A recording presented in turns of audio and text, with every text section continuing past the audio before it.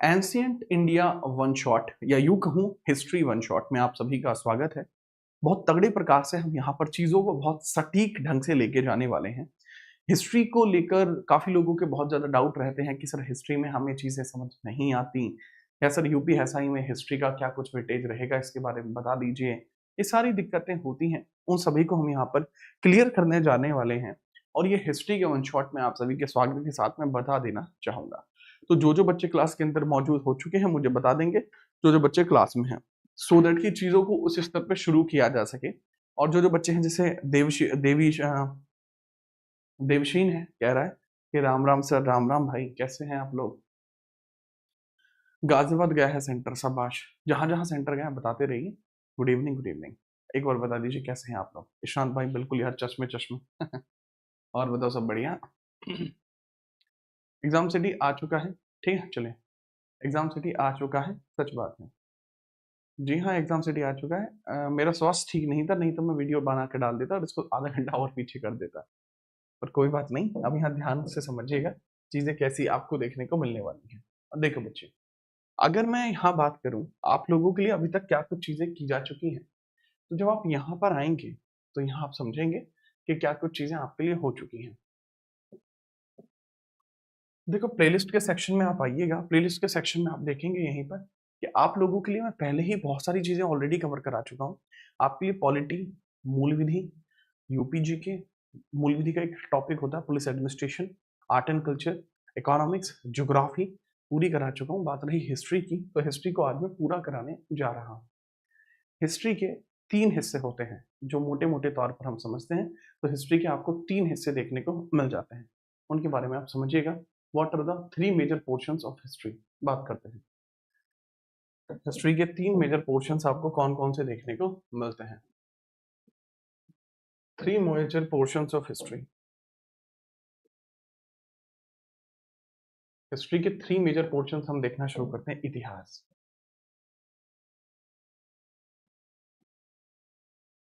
Right, इसके बारे में हम चर्चा करते हैं, इतिहास के बारे में।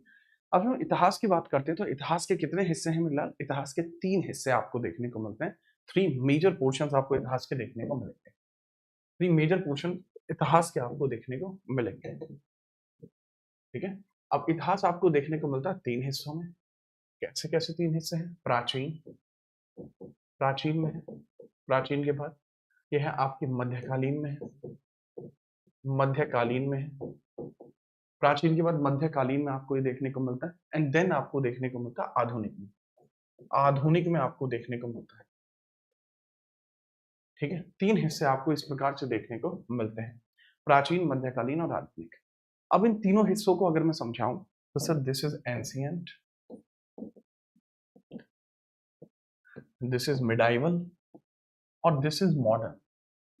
अब ये सारे हिस्सों में से अगर मैं चर्चा करता हूं कि किसका समय कितना है या किसकी टाइमलाइन कितनी है, ये अगर मैं समझाना चाहूँ तो जब से समय शुरू हुआ तब से लेके 711 एडी तक, या इसी एडी को मैं सीई भी बोल सकता हूँ, यहां तक का समय आपका प्राचीन है।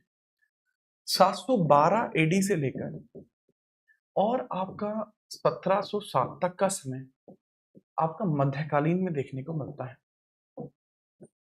आपको मध्यकालीन में देखने को मिलता है, ठीक है।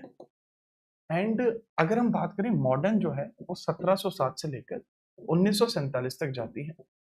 कई बार बहुत सारे लोग इसका एक अतिरिक्त विभाजन करा देते हैं, बहुत सारे लोग कई बार इसका अतिरिक्त विभाजन करा देते हैं। वो कैसा है? कई बार बहुत सारे ऐसे भी अध्यापक होते हैं जो इसको इस प्रकार विभाजित करते हैं कि एक है पूर्व आधुनिक, पूर्व आधुनिक जिसको कहा जाता है, जिसको प्री मॉडर्न कहा जाएगा, प्री मॉडर्न कहा जाएगा। प्री मॉडर्न का मतलब क्या होगा कि सर यहाँ प्री मॉडर्न का मतलब होगा जो इससे पहले का समय, यानी 1498 से लेकर 1857 तक। तो उनकी शब्दावली के अनुसार मॉडर्न हिस्ट्री कितना होता है, उनके शब्दावली के अनुसार यह 1857 से 1947 तक का समय होता है। तो यह हम कुछ इस प्रकार से भी पढ़ते हैं। कई सारी किताबों में इसको उत्तर मध्यकाल भी लिख दिया जाता है। तो आप जैसे समझना चाहें आप ऐसे समझ सकते हैं। ये केवल कारखंड विभाजन है जो आपको यहाँ समझना होगा, राइट। चलो, अच्छा लगा। बेहतरीन। ओके, अब जैसे बच्चा पूछे कितने घंटे का क्लास है, भगवान की इच्छा से जब तक हो पाएगा तब तक मैं क्लास लूंगा, ठीक है, याद रखना। मुझे अंदाजा नहीं है कितने घंटे क्लास चलेगी, बट कोशिश करूंगा कि आपके लिए अच्छी चीजें करके ही जाऊं, ठीक है। चलो, अब यहाँ 3 हिस्से हैं। अगर मैं एग्जाम इंपोर्टेंस की बात करूं तो अगर मैं इसको यहाँ 2 स्टार दूं, बड़े बड़े, ज्यादा छोटे बड़े हो गए, छोटे कर लेते हैं। अगर मैं इसको यहाँ 2 हिस्से स्टार देता हूं तो मैं आधुनिक को भी 2 ही स्टार दूंगा और मैं मेडाइवल को 1 स्टार दूंगा। बट क्योंकि आप यूपी के एग्जाम्स देंगे या कोई और एग्जाम देंगे तो इसमें आप 3 स्टार दे लीजिए कि सर इसका विभाजन थोड़ा अतिरिक्त है। तो भाई अगर हम देखते हैं, ये सबसे इंपोर्टेंट है।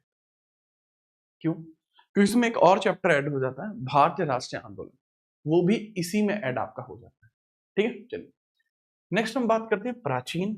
प्राचीन आपका यहाँ देखने को मिलता है 2 स्टार के साथ, और ये 1 स्टार के साथ इंपोर्टेंस की बात की जा रही है। तो आप मुझे बताइए सबसे पहले आप कौन सा हिस्सा पढ़ना चाहेंगे, क्योंकि यहाँ पर हर एक प्रकार से सभी को पढ़ाया जा सकता है और इसमें कोई समस्या भी आपको नहीं है। तो एक बार बता दीजिए, क्या कोई दिक्कत तो नहीं है? बहुत बढ़िया। इटावा सेंटर गया है मेरा 300 किलोमीटर दूर, अनुपम क्या कहना है? अनुपम आइएगा इटावा में, कोई टेंशन नहीं, बताइए कोई दिक्कत तो नहीं? नहीं सर, आगे हम बात करें, ठीक है। चलो शुरुआत करते हैं। जैसे ज्यादातर बच्चों का कहना है कि सर इसको क्रम से पढ़ा दीजिए। कुछ बच्चे मॉडर्न की तरफ भी भाग रहे हैं, वहीं कुछ बच्चे एंशियंट की तरफ भी भाग रहे हैं, कुछ बच्चों को दिखाई नहीं दे रहा है। क्या बात है, अद्भुत। बेटा मॉडर्न जाने से पहले हम एंशियंट पढ़ेंगे। सर आप तीनों पढ़ाओगे? हाँ मैं तो तीनों पढ़ाऊंगा, मैं आपको ये भी पढ़ाऊंगा, ये भी पढ़ाऊंगा और ये भी पढ़ाऊंगा। बस मैं क्रमखंड पूछना चाह रहा हूँ, पहले किससे पढ़ा। अब अगर मैं इसके अंदर एंशियंट से पढ़ाना शुरू करता हूँ तो इसमें मेजर टॉपिक्स क्या क्या है। जब आप एग्जाम में जाएंगे तो आपको सारे टॉपिक नहीं पढ़ पाएंगे आप। एग्जाम के लिए आपको बहुत जरूरी जरूरी टॉपिकों पर बात करनी पड़ती है। जैसे अगर मैं बताऊं प्राचीन भारत के टॉपिकों के बारे में, सबसे पहले पाषाण काल आपको पढ़ना पड़ेगा। पाषाण काल आपको पढ़ना पड़ेगा जिसको स्टोन एज बोला जाता है। फिर सिंधु घाटी सभ्यता आपको बोलना पड़ेगा, सिंधु घाटी सभ्यता आपको बोलना पड़ेगा। फिर वैदिक काल पढ़ना पड़ेगा, वैदिक काल। फिर महाजनपद, फिर महाजनपद पढ़ना पड़ेगा। महाजनपद के बाद आपको पढ़ना पड़ेगा मौर्य, फिर उत्तर मौर्य, फिर उत्तर मौर्य पढ़ना पड़ेगा, लेटर मौर्यंस पढ़ना पड़ेगा, फिर गुप्त पढ़ना पड़ेगा, फिर उत्तर गुप्त पढ़ना पड़ेगा, और फिर इसके पश्चात आपको पढ़ना पड़ेगा अंतिम दक्षिण भारत। ये सारे के सारे पढ़ने के बाद आप इस अपने आप को समझ सकते हैं कि आपने इन चीजों को कर लिया है। वहीं अगर आप मध्यकालीन में पढ़ेंगे तो वो समझिए मध्यकालीन में आप कैसे पढ़ पाएंगे। सब मध्यकालीन भारत को जब पढ़ने जाओगे तो सबसे पहले अरब और तुर्की मुस्लिम आक्रमण पढ़ने पड़ेंगे, अरब तुर्की आक्रमण आपको पढ़ने पड़ेंगे। सबसे इंपॉर्टेंट पॉइंट तो यही होगा। देन आपको पढ़ना पड़ेगा दिल्ली सल्तनत, दिल्ली सल्तनत पढ़ना पड़ेगा। दिल्ली सल्तनत के बाद आपको पढ़ना पड़ेगा मुगल, मुगल के बाद आपको पढ़ना पड़ेगा दिल्ली सल्तनत के बाद मुगल पढ़ना पड़ेगा। मुगल के बाद उत्तर मुगल चाहो तो यही पढ़ लेना, या मराठा पढ़ना पड़ेगा और क्षेत्रीय राज्य पढ़ने पड़ेगा, और प्रोविंशियल किंगडम पढ़ने पड़ेंगे, क्षेत्रीय राज्य। अब ये क्षेत्रीय राज्य कौन कौन से वो समझ लीजिए। बहमनी है, विजयनगर है, बहमनी हुआ, विजयनगर हुआ, ये सब पढ़ने पड़े, विजयनगर हुआ, ये सब पढ़ने पड़े। अब हम बात करते हैं फिर आधुनिक में क्या कुछ पढ़ना पड़ता है। मैं इसलिए बता रहा हूँ ताकि आप इंडेक्स से समझ पाए कि क्या चीज आपके लिए जरूरी होगी। आधुनिक में जब जाओगे सबसे पहले आपको पढ़ना पड़ेगा यूरोपियों का आगमन, यूरोपीय कंपनी आगमन पढ़ना पड़ेगा। यूरोपीय कंपनी आगमन आपको पढ़ना पड़ेगा, पहला पॉइंट, कि यूरोपीय कंपनियों का जो अराइवल होता है वो आपको यहाँ देखने को मिलता है, पहला पॉइंट। दूसरा पॉइंट आपको यहाँ देखने को मिल जाएगा यूरोपियन कंपनी के अराइवल के बाद, दूसरा पॉइंट यहाँ आपके एक और देखने को मिल जाएगा जिसको बोलते हैं ब्रिटिश ईआईसी, ईआईसी विस्तार, ईस्ट इंडिया कंपनी विस्तार आपको पढ़ना पड़ेगा, ईआईसी विस्तार आपको पढ़ना पड़ेगा। देन आपको ईआईसी विस्तार के बाद इसके अंतर्गत एक टॉपिक और पढ़ना पड़ेगा, जो टॉपिक कौन सा होगा सर? यूरोपीय कंपनी, एआईसी विस्तार, 1857 क्रांति, कांग्रेस और भारत राष्ट्रीय आंदोलन। ऐसे ही चीजें, या गांधीयन युग, गांधी युग और भारतीय राष्ट्रीय आंदोलन। गांधी युग पढ़ना पड़ेगा और भारतीय राष्ट्रीय आंदोलन पढ़ना पड़ेगा। भारतीय राष्ट्रीय आंदोलन, आंदोलन पढ़ना पड़ेगा, इंडियन नेशनल मूवमेंट। क्या आप ये सब पढ़ने के लिए तैयार हो? यदि तैयार हो तो बता दीजिए। ठीक है, चलो। एक बच्चा है, कह रहा है गुरुजी मेरा पेपर 14 मार्च को दिखा रहा है विक्रम। तो भाई ऑब्वियस सी बात है 14 को ही होगा, फिर दिखा रहा है तो है। तो सोचो। तो मैं सबसे पहले एंशिएंट से शुरू करता हूँ। मैंने आपको एंशिएंट के बारे में चर्चा करी। अच्छा, कई बार बच्चों को ये टाइम पीरियड को लेकर बड़ा इशू होता है कि एडी क्या है, बीसी क्या है। टाइम पीरियड को लेकर बड़ा इशू होता है। हम समझते हैं क्या है। सर बताना शुरू करते हैं कि सबसे पहले हम बात करेंगे पाषाण काल और ताम्र पाषाण काल के बारे में। मतलब जो स्टोन एज है और चैल्कोलिथिक एज है, हम इसके बारे में बात कर रहे हैं। ये हमारी पहली हेडिंग। ठीक है, मेरी तबीयत थोड़ी ठीक नहीं है। हो सकता है कि आपको ऐसा लगे कि मैं जो है आपकी कमेंट नहीं पढ़ रहा हूँ, बट ऐसा नहीं है। मैं आपकी सभी कमेंट्स पढ़ रहा हूँ और मेरी तबीयत थोड़ी ठीक ना होने के कारण शायद मैं धीमा बोल रहा हूँ। ठीक है, तो जैसे यहाँ एक राशि चौधरी पूछ रही है, जीत वीर जी कैसे हो? मैं बिल्कुल ठीक हूँ। बाकी जैसे बच्चे हैं, ललित वर्मा है, राघवेंद्र पासवान है, विक्रम कुशवाहा है, और रामपाल भाई जी हैं, देवशीन है, टैक दक्ष सिंह है, पंडित है, अनुपम है। ठीक है, ये सब बिल्कुल सेट तरीके से समझते रहिए। ठीक है, चलो चलो जी, आगे हम बात करते हैं प्रश्नों के, मतलब प्रश्नों के बारे में बाद में चर्चा करेंगे। पहले पॉइंटर्स को समझते हैं। देखो, सबसे पहले हमें समय रेखा को समझना होगा कि हम समय रेखा को कैसे समझ सकते हैं। दो तरीके से समझाया जाता है। बीसी बिफोर क्राइस्ट है, या इसी को बीसीई बोलते हैं। वास्तविकता में यह विभाजन एक पश्चिमी आधार पर किया जाता है। एक पश्चिमी आधार पर समय रेखा का विभाजन है। पश्चिमी आधार, पश्चिमी आधार है जिसको वेस्टर्न कल्चर के बेसिस पर बोलते हैं, जिसको वेस्टर्न कल्चर के बेसिस पर बोलते हैं। अब ये वेस्टर्न कल्चर के बेसिस पर इसमें ईसाई धर्म का बहुत प्रभाव रहता है। इसमें ईसाई धर्म का बहुत अधिक प्रभाव रहता है। वहीं अगर हम बात करते हैं जो दूसरा आधार होता है, वह आधुनिक आधार है, मॉडर्न डिवीजन है, आधुनिक है, यानी मॉडर्न डिवीजन है। मॉडर्न डिवीजन के अंतर्गत अलग विभाजन है। अगर वेस्टर्न कल्चर के बेसिस पर बात करें तो समय रेखा को दो हिस्सों में बांटा जाता है। जीरो के year BC before Christ, AD anno Domini. AD anno Domini होता है, इसका मतलब है ईसा मसीह के जन्म के बाद। बट इसका सही रूपांतरण क्या है? क्योंकि ग्रीक भाषा का शब्द, इसका सही रूपांतरण है ईसा मसीह के जन्म के साथ। इसका जो सही रूपांतरण है, इसका मतलब है ईसा मसीह के जन्म के साथ।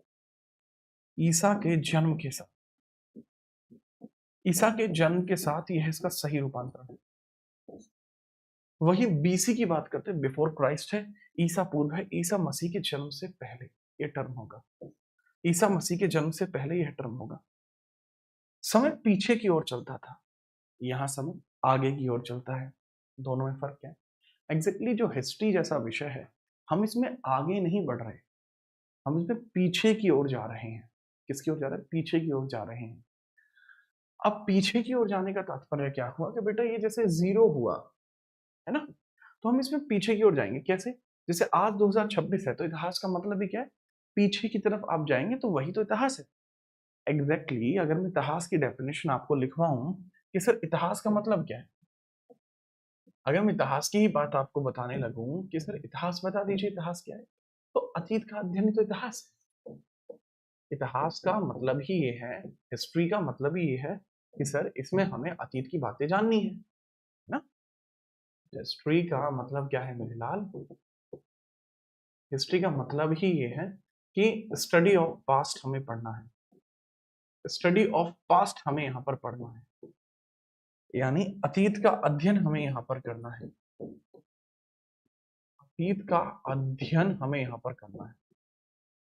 अब अगर आप अतीत का अध्ययन करने जाओगे, अब अगर आप अतीत का अध्ययन करने के लिए जाओगे कि हाँ सर अतीत के अध्ययन के बारे में बता दीजिए, हम अतीत का अध्ययन करना चाहते हैं, ठीक है चलो, तो बहुत इंपॉर्टेंट सी बात है कि सर यही हिस्ट्री कहलाएगा। बट सारे अतीतों का नहीं, वो पास्ट या वो अतीत जिसका प्रभाव भारतीय संस्कृति पर है, जिसका प्रभाव भारतीय संस्कृति पर है। भारतीय संस्कृति पर है, संस्कृति पर है, जिसका प्रभाव भारतीय संस्कृति पर है, वही चीज आपकी कही जाएगी क्या भला, तो उसी चीज को हम स्टडी ऑफ पास्ट में याद रखते हैं। ठीक बात है, ठीक है। चलिए आगे हम बात करते हैं, जैसा मैंने बताया जिसका प्रभाव भारतीय संस्कृति पर है, impact over Indian culture, impact over Indian culture. यही आपको यहाँ देखने को मिलता है कि जब इंडियन कल्चर के ऊपर इम्पैक्ट होता है, वही चीज आपको यहाँ देखने को मिलेगी, स्टडी ऑफ पास्ट, याद रखना। ठीक है, अगर संस्कृति पर प्रभाव नहीं है तो वो चीज हिस्ट्री नहीं हो सकती। Okay, that can not be the history. इसके पीछे भी कारण है। बात को हम समझना शुरू करते हैं हिस्ट्री के बारे में। अब सर यहां पर बताना शुरू करिए। अब समय रेखा क्योंकि पीछे चलती चली गई, इसके अंदर समय रेखा इसमें पीछे चलती चली गई कि हाँ भाई पीछे पीछे समय रेखा जाएगी, क्योंकि हम आज हैं, अतीत का अध्ययन जाएंगे तो हम पीछे जाते चले जाएंगे। तो हमने एक ऐसी घटना देखी कि भाई ईसा मसीह के जन्म को हम स्केल मान लेते हैं। ठीक है, चलिए इसको हम स्केल मान लेते हैं कि भैया हम पीछे की तरफ अध्ययन करेंगे कि आज 2026 है। तो मैं पहले लास्ट ईयर का डिस्कशन करा, पहले मैंने क्या काम करा मेरे नाम, पहले मैंने इसमें लास्ट ईयर का डिस्कशन करा, लास्ट ईयर का डिस्कशन करा, फिर इसके बाद में लास्ट ईयर का डिस्कशन करा, फिर लास्ट ईयर का डिस्कशन करा, ऐसे में पीछे जाता चला गया। तो जब मैं मैक्सिमम पीछे पहुंच गया तो मैंने इसको माना कि भाई जीरो से पीछे जितना हम पहुंचेंगे वो हमारे लिए क्या होगा, एक एडवांटेज होगा। अब एडवांटेज हम इस तरीके से बनाते चले गए कि हम पीछे जाते जा रहे हैं। अब पीछे जा रहे हैं तो इसके बाद का समय तो उल्टा काउंट होगा, क्योंकि जीरो के बाद 1 2 3 4 5 6 7 8 9, तो मेरे लाल ये उल्टा नहीं हो गया। अब इधर से देखेंगे टाइम लाइन 9 8 7 6 5 4 3 2 की घटती नहीं आ रही है, इसको कहा जाता है डिवीजन। ठीक है, बहुत बढ़िया, कमाल की बात है, समझ में आई जी हाँ। अब हम बात करते हैं कि अगर मैं इसके अंतर्गत बात करता हूँ एंशिएंट हिस्ट्री के बारे में।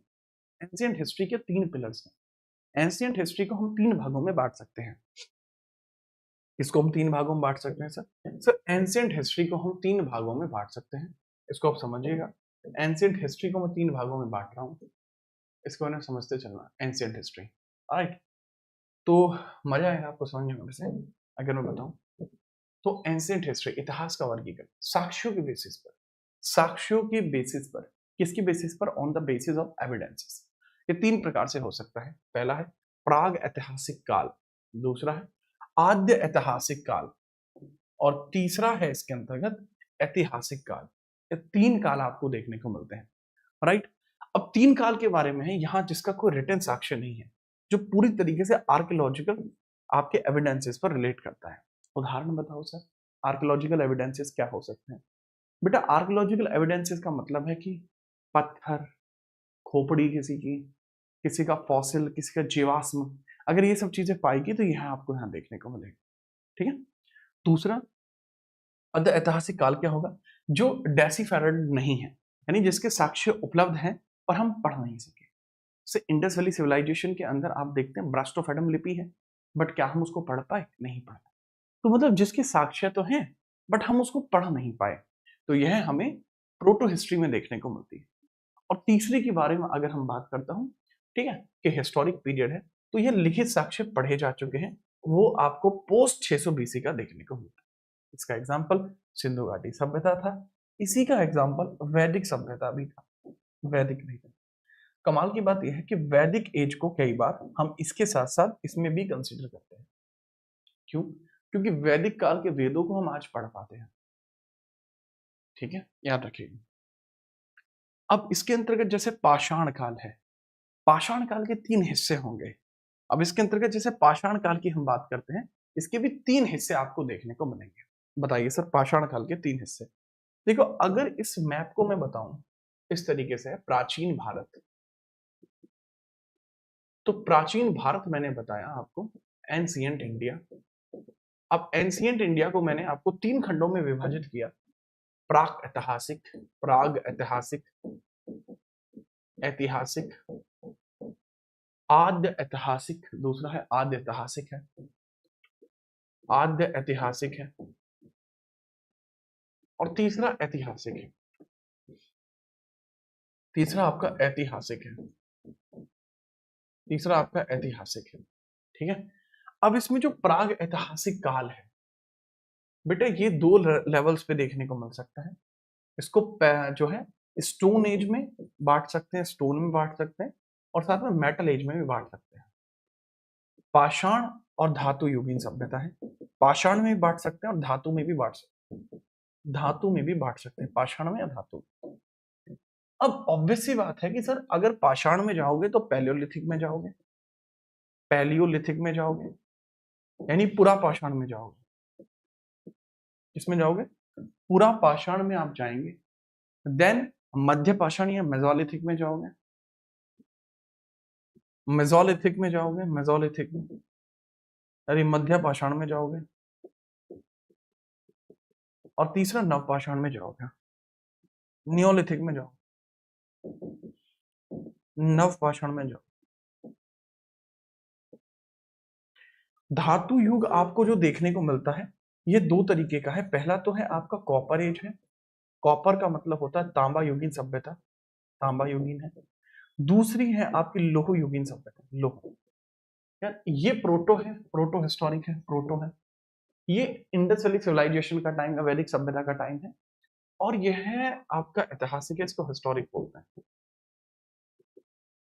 यह आपको ऐसे देखने को मिलता है। अब इसमें क्या हम करेंगे कि पहले हम इन सब की चर्चा करते हैं स्टोन एजेस की। Now we discuss about the stone ages. ठीक है, एक बच्चा है कि सर दोपहर की क्लास क्यों नहीं होती, कराई थी मैंने। चलिए आज मेरी तबीयत इतनी खराब है जिसका मैं आपको बखान भी नहीं कर सकता। वर्तमान में मेरी तबीयत फिलहाल में जो मुझे बुखार है उसकी जो डिग्रीज है वो बहुत ज्यादा है। ठीक है बट वही बात है कि मैं समस्याओं से पीछे नहीं हट सकता, समझ रहे हो? यही चीज है, क्योंकि अगर पीछे हट गया तो फिर मैं कहाँ रह गया। एक गधा कह रहा है ज्योग्राफी की मैराथन करा दो। कल मैंने झुंडी तलैया में जाके डांस करा था, वो देख लेना। अबे ज्योग्राफी की मैराथन करा दी है पूरी। चलो अगर हम बात करते हैं इसको कैसे कैसे जाना जाता है, प्राग ऐतिहासिक काल के जनक और मानव विकास कैसे हुआ, इसके बारे में साक्ष्य हमें कहाँ से मिलते हैं बताइए। सर अगर हम बात करते हैं भारत के अंतर्गत प्राग ऐतिहासिक काल के जनक और मानव विकास किस तरीके से पढ़ा जाए, सर बहुत ध्यान से समझेंगे। पहले आप समझेंगे अलेक्जेंडर कनिंघम भारतीय पुरातत्व के जनक कहे जाते हैं। क्यों? क्योंकि आर्कोलॉजिकल सर्वे ऑफ इंडिया 1861 में इन्होंने ही बनाया। इसी वजह से इनको कहा जाता है कि ये भारतीय पुरातत्व के जनक होंगे। ठीक है, चलिए दूसरे रॉबर्ट ब्रूसफुट कौन है? भारतीय प्रागैतिहासिक काल के जनक इनको भी कहा जाता है क्योंकि ये पहले हैंड एक्स इन पल्लवरम मद्रास, पल्लवरम में पहला हस्त कुठार इन्हीं के द्वारा खोजा गया था। रॉबर्ट ब्रूसफुट वो व्यक्ति हैं जो सबसे पहले कुछ चीज को खोजेंगे और उसके बेसिस पर ये पुरानी संस्कृतियों के आकलन के बारे में सोचें। याद रखिए, बहुत बढ़िया। तीसरे, अगर मैं मानव विकास की बात करूं तो भारत में मानव का पहला साक्ष्य कहां से मिला? सर ये हथनोरा एमपी से मिला है, जो डॉक्टर अरुण सोनाकिया ने खोजा है 1982 में। हथनोरा एमपी में खोजा गया था, ये डॉक्टर अरुण सोनाकिया के द्वारा खोजा गया था, जो हमें नर्मदा घाटी में मिलता है। तो मानव की उत्पत्ति के साक्ष्य हमें वहीं से मिलते हैं। याद रखेंगे, बहुत बढ़िया। आगे हम बात करते हैं अगले सवालों को समझिए। स्टोन एज के भी आपके हिस्से हैं। ये मैंने स्टोन एज के बारे में बड़ी छोटी सी बात आपको बताई, स्टोन एज कैसे कैसे हो सकता है। अब हम बात करते हैं इसी के अंतर्गत स्टोन एज के बारे में हम बात करते हैं, बहुत ध्यानपूर्वक समझिए। सबसे पहले हम बात करेंगे पुरा पाषाण काल के बारे में। सबसे पहले हम बात करेंगे पुरा पाषाण काल के बारे में। बताइए सर पुरा पाषाण काल के बारे में बताइए। देखो मेरे नाल पुरा पाषाण काल के बारे में समझना। पहले लोअर पैलियोलिथिक पीरियड, फिर मिडिल पैलियोलिथिक पीरियड, फिर अपर पैलियोलिथिक पीरियड। मतलब पैलियोलिथिक पीरियड को भी 3 टुकड़ों में तोड़ा जाता है, समझिएगा। सोहन संस्कृति और मद्रास संस्कृति आपकी देखने को मिलती है लोअर पैलियोलिथिक पीरियड। ठीक, हैंड एक्स यहीं पर मिली है। और जो विदारणी आपको देखने को मिलता है, क्लेवर जो है वो भी आपको यहीं देखने को मिलता है। दूसरा, मध्य पुरापाषाण काल की मैं बात करूं तो फ्लेक कल्चर यानी निवेशियन फलक संस्कृति, निवेशियन आपको यहीं देखने को मिलेगा, लिवेशियन टेक्निक आपको यहीं पर देखने को मिलेगा, और उच्च पुरापाषाण काल मतलब चकमक पत्थर और आधुनिक मानव भी आपको यहीं देखने को मिलता है। महाराष्ट्र में शतुरमुर्ग के अंडों के साक्ष्य भी यहीं देखने को मिले, राइट। तो पूछा जाता है कई बार कि शतुरमुर्ग के अंडे कहां से मिले हैं। ऑस्ट्रिच एगशेल्स पाटने से मिले हैं जो महाराष्ट्र में है, और शतुरमुर्ग के अंडों के लिए जाना जाता है। तो पैलियोलिथिक एज का कार्यकाल कितना होगा? पैलियोलिथिक एज का भी डिवीजन होता है सर। पैलियोलिथिक एज पूरा पाषाण काल, समय की शुरुआत से लेकर 10,000 बीसीई तक का समय, यह आपका पूरा पाषाण काल में देखने को मिलेगा। हालांकि इसके अंतर्गत ये कभी नहीं बताया जाता कि इनके एजेस कैसे हैं, क्योंकि यह ट्रांजिशनल फेसेस में देखने को मिलता है, ये संक्रमणकालीन क्षेत्रों में देखने को मिलता है, इसलिए नहीं बताया जाता। नेक्स्ट, अगर पुरापाषाण काल के स्थल केंद्रों की बात करता हूं, तो भारत के अंदर पुरापाषाण काल के साक्ष्य कहां कहां मिलते हैं? पेपर में यही पूछा जाएगा सीधा कि यह पुरापाषाण काल का साक्ष्य कहां पर देखने को मिलता है। देखो, सबसे पहले सोहन घाटी आपको देखने को मिलती है, तो ये लोअर पैलियोलिथिक के साक्ष्य यहीं से मिलते हैं। लोअर पैलियोलिथिक के साक्ष्य आपको यहीं से देखने को मिलेंगे। पाटने और बोरी आपको जो देखने को मिलती है सर, ये अपर पैलियोलिथिक के आपके हिस्से हैं, अपर पैलियोलिथिक के हिस्से हैं। होशंगी और आपका इसमपुर, कर्नाटक में इसमपुर और होशंगी आपकी है, फैक्ट्री की साइड से पत्थर के कारखाने यहाँ पर मिले हैं। अतिरमपक्कम तमिलनाडु के अंतर्गत है, यहाँ पर राख के साक्ष्य मिले हैं। कर्नूल आंध्रा में यहाँ पर भी साक्ष्य मिले हैं। हथनौरा भीमबेटका के अंतर्गत चित्रकारी मिली है, भित्ति चित्र, चित्रकारी मिली है, यानी भित्ति चित्र आपको यहीं से देखने को मिले हैं। और बेलान घाटी उत्तर प्रदेश में आपको देखने को मिलती है, यहां से भी मानव के साक्ष्य मिले हैं। अगर हम बात करते हैं इनके बारे में, आप याद रखेंगे, चाहो तो आप स्क्रीनशॉट ले लो, ठीक है, याद रखेंगे, स्क्रीनशॉट ले लीजिए, ठीक है। अगला प्रश्न ये रहा, अगर हम बात करते हैं भीमबेटका के बारे में, थोड़ी थोड़ी बातें बता दीजिए, क्योंकि इसमें सबसे जरूरी ही भीमबेटका है। पेपर में भीमबेटका का सवाल इतनी बार बन चुका है जिसका कोई जवाब नहीं। शायद इतनी तो मेरी भी उम्र नहीं होगी जितनी बार भीमबेटका का सवाल मैं करा चुका हूं और भीमबेटका का सवाल आ चुका है। भीमबेटका के बारे में थोड़ी थोड़ी हम बात करते हैं। जैसे इसकी खोज कब हुई थी सर? 1957 में विष्णु श्रीधर वाकड़कर के द्वारा हुई थी, रायसेन में है। यह प्रागैतिहासिक काल शैल चित्रों और शैलाशों के लिए फेमस है, शेल्टर्स के लिए और प्रीहिस्टोरिक रॉक पेंटिंग्स के लिए फेमस है। यूनेस्को ने इसको 2003 में शामिल किया। पेट्रोग्लिफ रॉक कार्विंग, चट्टानों पर उकेरी गई कला, पेट्रोग्लिफ्स आपको यहीं से देखने को मिलते हैं। यहां पर नीले और लाल रंग का प्रयोग मुख्यतः किया गया है। प्रमुख किस रंग का प्रयोग किया गया है, ठीक है, बताइए। प्रमुख प्रयोग नीले और लाल रंग का किया गया है। प्रमुख प्रयोग नीले व लाल रंग का किया गया, ब्लू एंड रेड, और रेड का किया गया है। कुछ पुस्तकें बताती हैं कि यहाँ पीले रंग का प्रयोग भी था। वास्तविकता में लाल रंग ही एक समय के बाद घिसता घिसता पीला रंग दिखाई देता है। बेहतरीन। अब हम बात करते हैं Mesolithic age, the age of Mesolithic. Mesolithic age की हम बात करते हैं, सबसे पहले समझना मेसोलिथिक एज के बारे में कि सर मेसोलिथिक एज के बारे में भी बता दीजिए, मजा आ जाए। इसको बोलते हैं द एज ऑफ माइक्रोलिथ, सूक्ष्म उपकरणों का काल। अभी जो हमने पीछे देखा, तो यहाँ मोटी मोटी कुल्हाड़ियां देखने को मिलती हैं, ठीक है, चलो। तो मोटी मोटी कुल्हाड़ियां आपको देखने को मिलती हैं पीछे, बट यहाँ छोटे छोटे सूक्ष्म उपकरण देखने को मिलते हैं, उनको माइक्रोलिथ कहा जाता है। These are micro. मध्य पाषाण काल का समय 10,000 से 8,000 है। अगर मैं कुछ फेमस किताबों की बात करता हूँ, बीसीई, लेकिन यदि मैं एनसीईआरटी की बात करूं तो ये 10,000 से लेके 4,000, 4,000 आपको देखने को मिलेगा एनसीईआरटी। बीसीई, मेरा लिखने का तरीका यही है मेरे लाल, कि मैं बीसी नहीं लिखता, मैं बीसीई लिखता हूं, बिफोर कॉमन एरा आपको देखने को मिलता है। याद रखेंगे, बेहतरीन। अगर हम बात करते हैं इसके अंतर्गत मेजर परिवर्तन आपको क्या देखने को मिलेंगे, मेजर परिवर्तन बता दीजिए। अगर हम बात करते हैं कि सर मेजर परिवर्तन का छोड़ो, इसके अंतर्गत प्रमुख स्थल कौन कौन से वो बताओ। देखो, अगर मैं मेजर परिवर्तन की बात करता हूं तो हिम युग जो था, इसकी समाप्ति होगी, जलवायु गर्म होने लगा। अगर आपको नहीं पता है तो पहले पृथ्वी एक आग का नहीं, पृथ्वी पहले एक बर्फ का गोला थी। एक सुपर कॉन्टिनेंट हुआ करता था पेंजिया, और एक सुपर सी भी हुआ करती था, उस पर बर्फ जमी हुई थी। वो बर्फ धीरे धीरे पिघली, और पहली बार जानवरों को पालतू रखा गया। पहला पालतू जानवर कुत्ता है। यहीं से एनिमल हस्बेंड्री की शुरुआत होती है। बागौर राजस्थान से हमें पता लगता है कि किसी जानवर को पाला गया। यहाँ जानवर के साक्ष्य मिले, यहाँ जानवर के साक्ष्य मिले हैं। वहीं अगर मैं बात करूं, साक्ष्य मिले हैं, वहीं अगर मैं बात करूं, जो क्षेत्र है आपका आदमगढ़ एमपी, यहां पालतू होने के साक्ष्य मिले, पालतू के साक्ष्य मिले। डोमेस्टिकेशन के प्रूफ यहां मिलते हैं, यहां जानवर के ही साक्ष्य मिले। दमदमा यूपी में है, 5 कपल्स बुरियल्स मिले थे, और ट्रिपल कंकाल भी आपको देखने को मिला है। याद रखेंगे, दमदमा क्षेत्र वही है जहां पर आप कपल ब्यूरियल्स आपको देखने को मिले हैं। मध्य पाषाण काल के अंदर जो कपल ब्यूरियल्स है वो आपको यहाँ देखने को मिलते हैं। कहां पर? 5 कपल एक साथ। लेकिन महदहा जो है, वहां एक बार में 2 कपल देखने को मिलते हैं।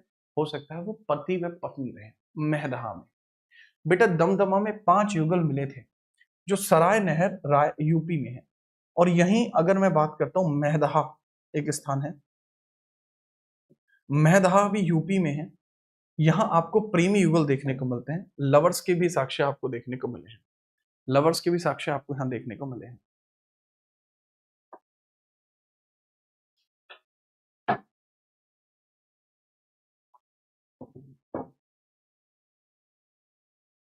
लवर्स के भी साक्ष्य आपको यहाँ से देखने को मिल जाएंगे। सराय नाहर राय यूपी में है। बात आई समझ में? तो इसके बारे में याद रखना। तो यह कुछ इसी प्रकार से आपको देखने को मिलेंगे, राइट। मैदहा में मैं बताऊं, यहाँ प्रेमी युगल मिले हैं, प्रेमी युगल मिले हैं। मतलब हो सकता है वो लवर्स रहे हो, पति व पत्नी रहे हो, ठीक है, मैदहा में हो। तुम से मैं कभी जुदा ना हो पाऊंगा, तुम मर भी जाओगी, तुम्हारे साथ मर जाओगी। क्या बात है, ठीक है, याद रखिएगा। यह भी आपको यहीं से देखने को मिलता है। हालांकि इसके अंतर्गत ये प्रमुख यही है, बहुत अधिक इसमें आपको पढ़ने की जरूरत नहीं। अगर मैं इसको वैसे बैचेस में पढ़ा रहा होता तो शायद एंशियंट हिस्ट्री को खत्म करने में 40 घंटे का समय लगता है। अगर मैं एंशियंट इंडिया को पढ़ाऊंगा तो मुझे 40 आवर्स चाहिए। अगर मैं एंशियंट हिस्ट्री को खत्म कराता हूँ तो मुझे 40 आवर्स का समय लगता है, 40 आवर्स का समय मुझे लगता है। बट ऐसे 4 घंटे में खत्म करने के लिए जो जरूरी बातें हैं उन पर ही ध्यान देना पड़ता है, ठीक है, याद रखेंगे। क्या बात। नेक्स्ट हम बात करते हैं, अगला प्रश्न ये रहा, पूछा है कि भैया न्यूलिथिक एज के बारे में बताइए। इसको गोल्डन चाइल्ड भी बोला जाता है। गोल्डन चाइल्ड इसको क्यों बोला जाता है? क्योंकि ये सबसे जरूरी काल है, समझेंगे, ये सबसे जरूरी काल है, आप समझना। यहीं पर फूड रेवोल्यूशन पहली बार आए, खाद्य क्रांति यही देखने को मिलती है। कृषि और स्थायी निवास इन्होंने शुरू किया। खाद्य संग्रहालय, संग्राहक से खाद्य उत्पादक तक का सफर इन्होंने पूरा किया है। पहले धीरे धीरे इन्होंने फसल को अपने पास जोड़ना शुरू किया। जब ये फसल को जोड़ पाए तो इसके बाद इन्होंने सोचा कि फसल जोड़ के काम नहीं बनेगा, क्यों ना हम फसल को जोड़ने की बजाय फसल को उगाना शुरू कर दें। तो वो इसी काल में ट्रांजिशन हुआ है। यहीं पर इन्होंने स्थायी बस्तियां बसाई। इससे पीछे के दोनों कालों में इनका जो जीवन था वो बंजारों की भांति था। नोमैडिक लाइफ इन्होंने इससे पहले जी है, और यहाँ पर इन्होंने स्थायी बस्तियां रहनी शुरू करी। आग और मृत भांड भी यहीं से बने हैं। आग का अनुप्रयोग पका हुआ मांस खाने के लिए इन्होंने किया। मृत भांड का आविष्कार हुआ। काले और लाल बर्तन आप यहाँ पर देखेंगे कि काफी अधिक प्रचलन में आए। अगर हम एग्रीकल्चर के साक्ष्य की बात करते हैं तो एग्रीकल्चर के सबसे पुराने साक्ष्य कहां पर हैं? वर्तमान में जिसको कंसीडर किया जाता है वह मेहरगढ़ में है, ठीक है। अगर मैं बात करता हूं एग्रीकल्चर के ओल्डेस्ट साक्ष्य कहां पर है? ओल्डेस्ट, सर ओल्डेस्ट आपको चावल, गेहूं और जौ के देखने को मिलते हैं। गेहूं और जौ के देखने को मिलते हैं। और जो आपको कहां देखने को मिलते हैं गेहूं और जौ? सर गेहूं और जौ आपको देखने को मिलते हैं मेहरगढ़ पाकिस्तान। मेहरगढ़ पाकिस्तान में देखने को मिलते हैं। मेहरगढ़ पाकिस्तान में देखने को मिलते हैं, याद रखना। चावल के सबसे पहले साक्ष्य आपको कहाँ देखने को मिलते हैं? सर चावल के सबसे पहले साक्ष्य के बारे में समझना, वह आपको कुल्डी हवा यूपी में देखने को मिलते हैं, जो यूपी के भी सबसे पुराने साक्ष्य माने जाते हैं। ठीक है, चलिए आगे हम बात करते हैं। लीजिए अगला प्रश्न है, ये नियोलिथिक की साइट है, देखते हैं क्या कुछ यहाँ देखने को मिलता है। जैसे लहुरा देव है आपका यूपी का, चावल के प्राचीनतम साक्ष्य माने जाते हैं। अब यह लहुरा देव फेमस क्यों है? सर ये है बेसिकली, ये जो रिसर्च है लहुरा देव जो रिसर्च है इसके बारे में बात करते हैं। लहुरा देव जो रिसर्च आपकी कही जाती है, ये लेटेस्ट रिसर्च है, ये लेटेस्ट रिसर्च है। अभी इसको प्रमाणीकरण नहीं मिला है, कहा जा रहा है चावल के प्राचीनतम साक्ष्य यहीं से मिले। लहुरा देव यूपी से है, याद रखना। मेहरगढ़ से प्रारंभिक गांव है, गेहूं के जो के साक्ष्य मिले हैं। संगन कल्लू में राख के टीले मिले हैं। दाऊजली जो हादिंग है असम में, यहां पर आप देखेंगे जेडाइट पत्थर आपको देखने को मिलता है, असम में मिलता है। गुफराल के अंदर मानव और बकरी का समाधान एक साथ मिला है।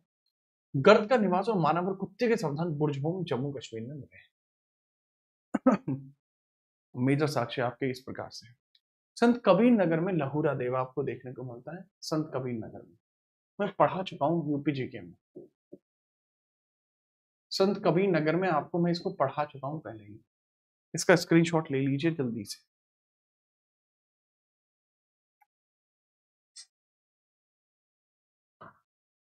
फटाफट नोट करें बगैर किसी परेशानी के।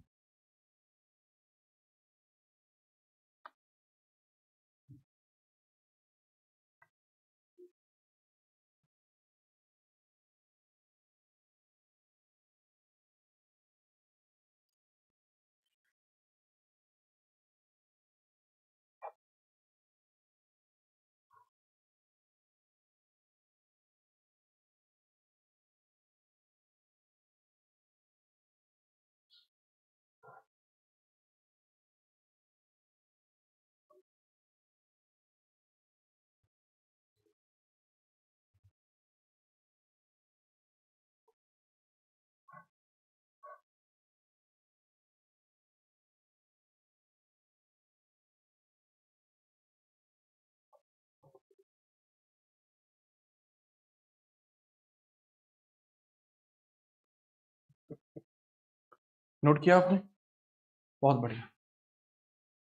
एक बच्चे का काफी सवाल है सर, चित्रोई बिहार, चिरौठी, चिरौठी बिहार के बारे में बताइए। बेटा पहली बात तो सुनो मेरी बात, बिहार में जगह है, यहाँ पर है चिरौठी, उसको चिरौठी बोलते हैं,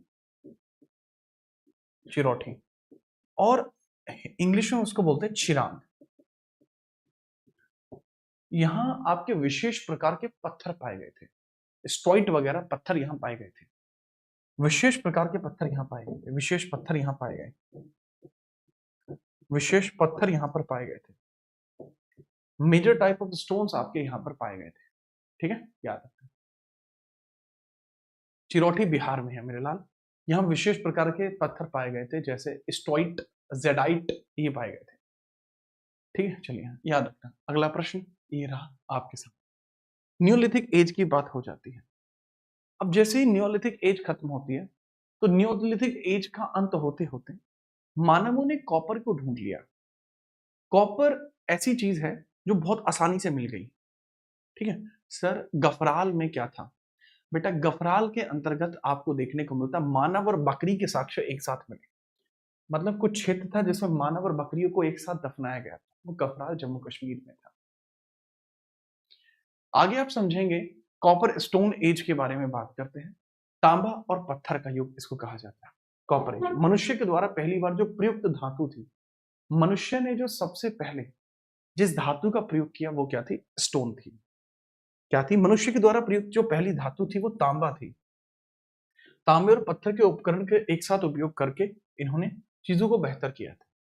लेकिन कॉपर एज आते आते आप समझेंगे, अस्थि कलश समाधान इनका होने लगा। अर्न बरियल्स आपको देखने को मिलने लगे। मनुष्य को जलाकर उनकी अस्थियों को लोटे में भर के रख दिया जाता था। घोड़े और पक्की ईंटों का ज्ञान इनको नहीं था। अपवाद स्वरूप कुछ स्थानों को छोड़कर आप इसको याद रखें। कॉपर एज ही पहले क्यों आई? क्योंकि मनुष्य को सबसे पहले जो धातु मिली वो कॉपर ही थी। मनुष्य को जो सबसे पहले धातु मिली वो कॉपर ही थी, याद रखेंगे। पेपर में एक सवाल पूछा जाता है कि ताम्रपाषाण कालीन सभ्यताओं में कौन कौन सी सभ्यताएं प्रमुख मानी जाती हैं। देखो बात को समझिएगा, आपको देखने को मिलती है प्रमुख ताम्रपाषाण कालीन संस्कृतियां। पहली आहार संस्कृति देखने को मिलती है, जो आहार ताम्रवती गिलुंड बालाथल यहां देखने को मिलती है। आहार ताम्रवती में कहां है सर? राजस्थान के अंतर्गत आहार संस्कृति।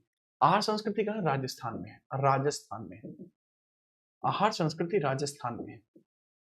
स्थल है इसका आहार संस्कृति, आपको यहां देखने को मिल जाएगा, राजस्थान में ही देखने को मिल जाएगी।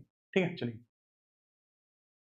ठीक है, दूसरा है आपका कायथा एंड मालवा कल्चर। कायथा और मालवा संस्कृति है, यह आपकी अरान, कायथा और नवदा टोली में आपको देखने को मिलती है, जो मध्य प्रदेश में है। कायथा में घोड़े जैसे अवशेष मिले, बात को समझना, हॉर्स लाइक रिमेन्स मिले हैं। घोड़े जैसे हैं, घोड़े के नहीं है, घोड़े जैसे साक्ष्य मिले। दूसरा जोरवे संस्कृति। जोरवे संस्कृति दायमाबाद, इनाम गांव, निवासा में देखने को मिलता है, महाराष्ट्र के पास है। ये सबसे बड़ा ताम्रपाषाण साइट था। और इनाम गांव, प्रारंभिक किलेबंद गांव आपको पहली बार इनाम गांव में ही मिले थे, जो महाराष्ट्र में। ये सारे फैक्ट आपको पता होनी चाहिए, नोट करिएगा इन सभी फैक्टों के बारे में।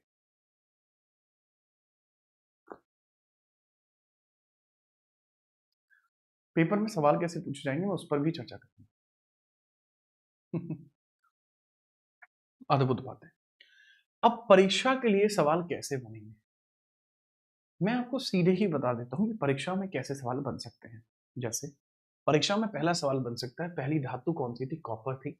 पहला पालतू जानवर कुत्ता था। पहली हस्त कुठार आपका पल्लवरम थी। अब आपको पल्लवरम आपको क्या देखने को मिलता है? पल्लवास, पल्लवरम। ये क्या है? ये स्थान है जहां से प्राप्त हुई है। पल्लवरम आपका स्थान है जहां से प्राप्त हुआ है। हस्त कुठार है, मतलब लकड़ी के ऊपर पत्थर लगाकर, लकड़ी के ऊपर पत्थर लगाकर ही इसको क्या बना लिया गया? लकड़ी के ऊपर पत्थर लगाकर ही इसको कुल्हाड़ी की तरह बना लिया गया है। हस्त कुठार है ये। ठीक है, चलो नेक्स्ट। गोल्डन एग्जाम फैक्ट ये भी है, कृषि का प्राचीनतम साक्ष्य लहुरा देव में देखने को मिलता है, संत कबीर नगर यूपी है। शतमुर्ग के अंधे पाटने में देखने को मिलते हैं, जो पाटने आपका एमएच में है। संगन कुल्लू आपको देखने को मिलता है कर्नाटक में। राग के टीले आपको संगन कुल्लू में देखने को मिलते हैं। Father of Indian archaeology Alexander Cunningham है। Discovery of Bhimbetka VS Wadkar है। एज सिस्टम जो है त्रियुग प्रणाली के जनक है सी थॉमसन। बुर्जहोम और डॉग का बुरियल, ह्यूमन और डॉग का बुरियल बुर्जहोम में है। 3 स्केलेटन इन 1 ग्रेव दमदमा में है। और अर्लीस्ट रिलीज सबसे प्रारंभिक गांव इनाम गांव, जो किलेबंद था, जो किलेबंद भी था। तो आप मुझे बताइए कि स्टोन एज और कॉपर एज, इन दोनों के बारे में आप समझ पाए? स्टोन एज और कॉपर एज, इन दोनों के बारे में आप समझ पाए? बढ़िया। अब बात को समझते हैं आगे क्या होगा। अगला प्रश्न, दुनिया की 4 बड़ी संस्कृतियां, इन्हीं संस्कृतियों से मिलकर हमें बाकी चीजें समझनी होंगी। इन्हीं संस्कृतियों से मिलकर हमें बाकी चीजें समझनी होंगी। देखो समझाने की कोशिश करता हूं। सबसे पहले दजला फरात, टिग्रिस यूफ्रेट्स। सर यह आपकी मेसोपोटामिया की सभ्यता है, जिसको दजला फरात किताब में बताया गया है। यह अगर हम बात करते हैं कि सर यह कोड लिखते थे, ह्यूमन ब्यूरियल करते थे, ठीक है, और नंबर सिस्टम इन्होंने ही बताया है। ठीक है, वेस्ट एशिया में है, पश्चिमी एशिया में आपको देखने को मिलती है, पश्चिमी एशिया में आपको यह देखने को मिलती है। नाम है इसका दजला फरात। दूसरी है नील इजिप्ट सभ्यता, यह आपको देखने को मिलती है नॉर्थ ईस्ट अफ्रीका में, नील रिवर के पास आपको देखने को मिलती है। मैप्रिस थबीस भी आपको देखने को मिलती है, इतनी जरूरी बिल्कुल नहीं है। चाइना के अंतर्गत आपको पीली सभ्यता देखने को मिलती है। चाइना में क्या है? तो चाइना में पीली सभ्यता देखने को मिलती है, क्योंकि ये पीली रिवर के नीचे है, हुआंग ही रिवर के नीचे है। हुआंग ही रिवर, हुआंग ही रिवर के पास, हुआंग हो नदी के पास, हुआंग हो नदी के पास है ये, हुआंग हो इसी रिवर के पास है। ठीक है, याद रखना। यहीं ओरेकल, बोन स्क्रिप्ट वगैरह कई सारी चीजें मिलती हैं। ठीक है, चलो आगे हम बात करते हैं सिंधु या सरस्वती रिवर की बात करते हैं। तो ओल्डेस्ट इंडियन सब कॉन्टिनेंट के अंदर largest area Indus valley civilisation के द्वारा ही घेरा गया है। इसके बारे में ही आप समझेंगे। ठीक है, चलिए, अद्भुत बातें हैं। नेक्स्ट हम बात करते हैं, अगला प्रश्न ये रहा कि सर प्रमुख विशेषता क्या है, किसकी बात हम कर रहे हैं? सर इंडस वैली सिविलाइजेशन की बात कर रहे हैं, इसी को हम पढ़ने जा रहे हैं। इंडस वैली सिविलाइजेशन, सिविलाइजेशन की हम बात कर रहे हैं, इंडस वैली सिविलाइजेशन की हम बात कर रहे हैं। बात को समझिए, इंडस वैली सिविलाइजेशन की हम बातें कर रहे हैं। ठीक है, बताइए इसके बारे में। सर इंडस वैली सिविलाइजेशन के बारे में याद रखना कि ब्रॉन्ज एज सिविलाइजेशन इसको कहा जाएगा। तांबा और टिन यहाँ पर मिल चुका था। ये प्रोटो हिस्टोरिक है, रिटन स्क्रिप्ट फाउंड है, पर इसको हम डेसीफेरल नहीं कर पाए, पढ़ नहीं। राइट, जी हाँ। नेक्स्ट है आपका पहला शहरी सभ्यता, पहली अर्बन ये सिविलाइजेशन भी है। गोल्डन चाइल्ड इसको कहा जाता है, चाइल्ड इसको कहा जाता है। इंडिया फर्स्ट अर्बन रेवोल्यूशन है, ये शहरीकृत है। दूसरा टाइम पीरियड 2600 से लेकर 1900 BC, जो इसका मैच्योर फेस। इसके बाद जो फेस इसका शुरू हुआ है वह फेस मैच्योर नहीं है। इसके बाद के फेस में आपको यह पूर्णतः समाप्ति की ओर जाता हुआ देखने को मिल जाएगा।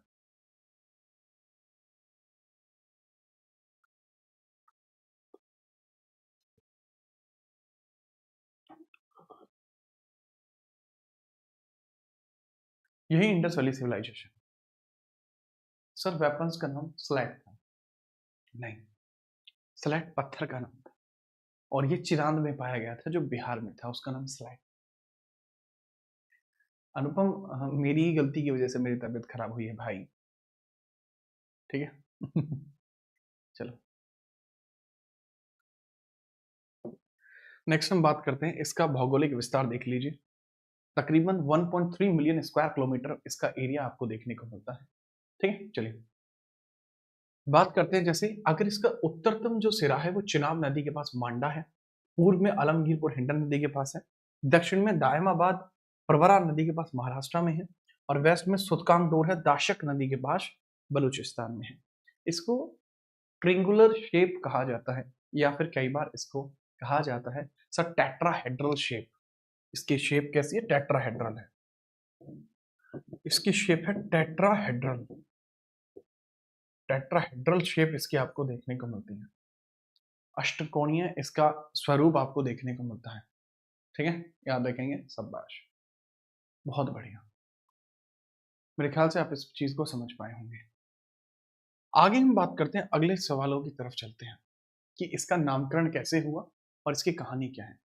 चार्ल्स मेसन को पहली बार एक टीला मिलता है।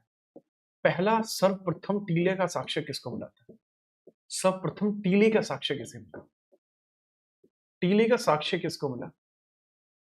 तो सबसे पहले टीले का साक्ष्य मिलता है किसको? चार्ल्स मैसन को, 1826 में। ये कहते हैं कि इसके नीचे जरूर कोई ना कोई सभ्यता रही होगी, चार्ल्स मैसन ने कहा है।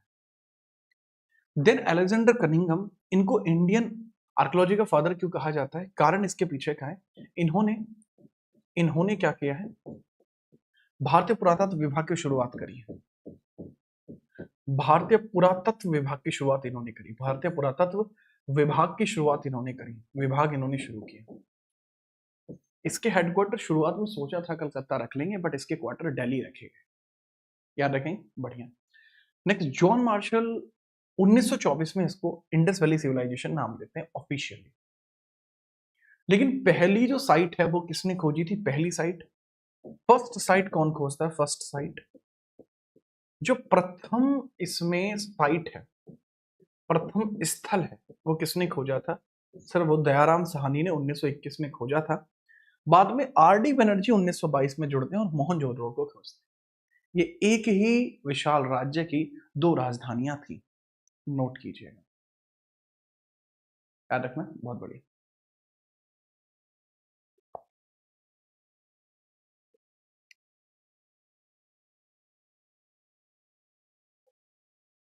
याद रखेंगे, शाबाश। अगर आप ये चीज समझ पाए हैं देन हम आगे बढ़ते हैं। Mesopotamian name for IVC, Indus valley civilisation को मेसोपोटामिया नाम क्यों दिया जाता था? कारण है इसका, मेसोपोटामिया नेम का कारण है आईवीसी, ये मेलुहा सभ्यता कहलाएगी। इंडस वैली सिविलाइजेशन को ही मेलुहा सभ्यता कहा जाता है, बात को समझना। लेकिन मेसोपोटामिया में, अब हमें कैसे पता? देखो, बात को समझाने की कोशिश करता हूँ। हमारे मेसोपोटामिया के साथ हमारे विदेशी व्यापार संबंध थे, हमारे विदेशी व्यापारी संबंध थे, विदेशी व्यापारी संबंध हमारे थे। मुझे कैसे पता? कि लोथल में साक्ष्य मिले हैं। कारण, लोथल में साक्ष्य मिले हैं, लोथल में साक्ष्य हैं, लोथल में साक्ष्य मिले हैं। क्योंकि लोथल में साक्ष्य मिले, अब क्योंकि लोथल में इसके साक्ष्य मिले हैं, तो उस बेसिस पर हम कह सकते हैं कि मेसोपोटामिया जब ट्रेड कराता था हमारे साथ, तो ये कहता था कि वो मेलुहा के साथ ट्रेड कर रहा है। ऑब्वियस सी बात, वो हमारे साथ ट्रेड कर रहा था। मेलुहा कहता था। जैसे आपका भी कोई देसी नाम हो सकता है, जैसे दक्ष सिंह क्लास में है, तो घर वाले इसको दक्षु कह सकते हैं, ठीक है। घर वाले इसको कुछ भी कह सकते हैं, घर वाले इसको मतलब जो चाहे कह सकते हैं, कालू कह सकते हैं, गुरु कह सकते हैं, ठीक है। चलो, ये मेसोपोटामिया ने ही भारत को नाम दिया, आईवीसी को नाम दिया मेलुहा, याद है, ठीक है। इसको सिंधु घाटी सभ्यता किसने नाम दिया? जॉन मार्शल ने इसको नाम दिया है 1924 में। अगला प्रश्न, अब हम बात करते हैं इनकी नगर नियोजन प्रणाली कैसी थी। किसकी प्रणाली? सर, इंडस वैली सिविलाइजेशन की नगर नियोजन प्रणाली कैसी थी, बताने शुरू करते हैं। कि सर, ये ग्रिड पद्धति में घर बनाते थे, सड़कें इनकी समकोण पर एक दूसरे को काटती थी और ग्रिड सिस्टम में घर बना, मतलब बिल्कुल ऐसे, ये ऐसे घर बनाते थे। ये टिंगू चिंगू मिंगू, लिंगू सिंगू चिंगू, ये गजोधर, यह टजोधर, यह बिल्लू खपच्ची, यह बिल्लू मुष्टिंडा, ये सब इस तरीके से करके इन लोगों के घरों के अपने अपने हिसाब किताब होते थे, ठीक है। चलिए, नेक्स्ट हम बात करते हैं, दूसरा है कि इनके जो एडवांस ड्रेनेज सिस्टम है, यानी जल निकासी ढकी रहती थी। बात को समझ रहे हो? सड़कें समकोण पर काटती थी, पक्की हुई ईंटें देखने को मिलती थी, जो जल निकासी ढकी हुई थी, जल निकासी ढकी हुई थी, जल निकासी ढकी हुई थी, ढकी हुई थी, ढकी हुई देखने को मिलते हैं, ठीक है। टू पार्ट सिटी डिवीजन था, पश्चिमी दुर्ग होता था और पूर्वी निचला भाग था। शहर के दो हिस्से होते थे, शहर के दो हिस्से हुआ करते थे, दो हिस्से हुआ करते थे। और ये शहर के जो दो हिस्से थे, इनके बारे में समझिए, वो कैसे कैसे आप समझेंगे। सर, वेस्टर्न हिस्सा जो था, वेस्टर्न हिस्सा ये दुर्ग के लिए था, और ये जो ईस्टर्न हिस्सा था सर, ये जनता के लिए था। धौलावीरा एकमात्र ऐसा है जिसमें तीन हिस्से रहे हैं। कैसे? वेस्टर्न हिस्सा दुर्ग के लिए था, दुर्ग को सिटाडेल बोलते हैं, बीच वाला ट्रेडर्स के लिए था, और ये पब्लिक के लिए था, सिटी भी बोलते हैं, सिटाडेल, ट्रेडर्स, पब्लिक। याद रखेंगे, बहुत बेहतरीन, इसको नोट करें, ये सभी साइट्स के लिए वैलिड होगा।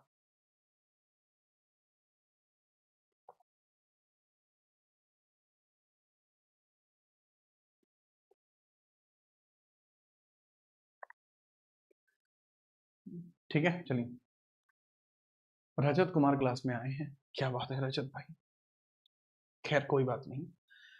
अब इंडस वैली सिविलाइजेशन के अंतर्गत ट्विन कैपिटल किसको कहा जाता है, जुड़वा राजधानी किसको कहा जाता है?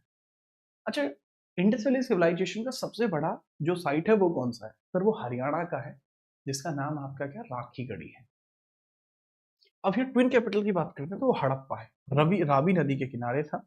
इसके कब्रिस्तान को R37 नाम दिया जाता है, इसमें अन्नागार भी था, और उर्वरकता देवी की मूर्ति भी यहाँ पर प्रतिबिंबित पाई गई थी। उर्वरकता देवी की मूर्ति यहाँ पर पाई गई थी, उर्वरकता देवी की मूर्ति, उर्वरकता देवी की मूर्ति पाई गई थी, देवी की मूर्ति पाई गई थी, मूर्ति पाई गई थी। और ये जो उर्वरकता देवा की मूर्ति है वो पाई गई थी, यह प्रतिबिंबित थी, मतलब छपी हुई मूर्ति थी। कैसी थी? छपी हुई मूर्ति थी। मोहनजोदड़ो सिंधु नदी के किनारे है। मोहनजोदड़ो का मतलब क्या होता है? सब मृतकों का टीला, इसका शाब्दिक अर्थ है मृतकों का टीला। यहाँ ग्रेट बाथ था, ब्रॉन्ज डांसिंग गिल्ड थी, पशुपतिनाथ की मोहरें हैं, और ये मैंडोलिन पुजारी भी यहीं पर पाया जाता है, और ये मैंडोलिन पुजारी भी यहीं पर पाया जाता है। अब एक बहुत ही विशेष सवाल आपके सामने आए कि हड़प्पा की खोज किसने की, या मोहनजोदड़ो की खोज किसने की?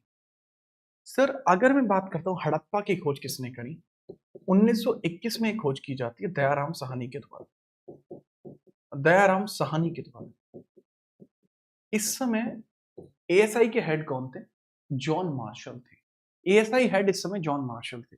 हड़प्पा की खोज के समय जो आर्कियोलॉजिकल सर्वे ऑफ इंडिया के हेड थे, हड़प्पा की खोज के समय एएसआई हेड कौन थे? John Marshall. जॉन मार्शल आपको देखने को मिलते हैं, जॉन मार्शल आपको देखने को मिलते हैं। कमाल की बात है। मोहनजोदड़ो की अगर मैं बात करनी शुरू कर दूं कि सर मोहनजोदड़ो के समय क्या हुआ था, सर इसको 1922 में खोजा जाता है। और जब 1922 में इसको खोजा गया तो इसके समय हेड कौन थे? मोहनजोदड़ो के समय हेड कौन थे? सर वो आरडी बनर्जी थे, बनर्जी थे। माधव स्वरूप वत्स भी इसमें सलाहकार रहे हैं।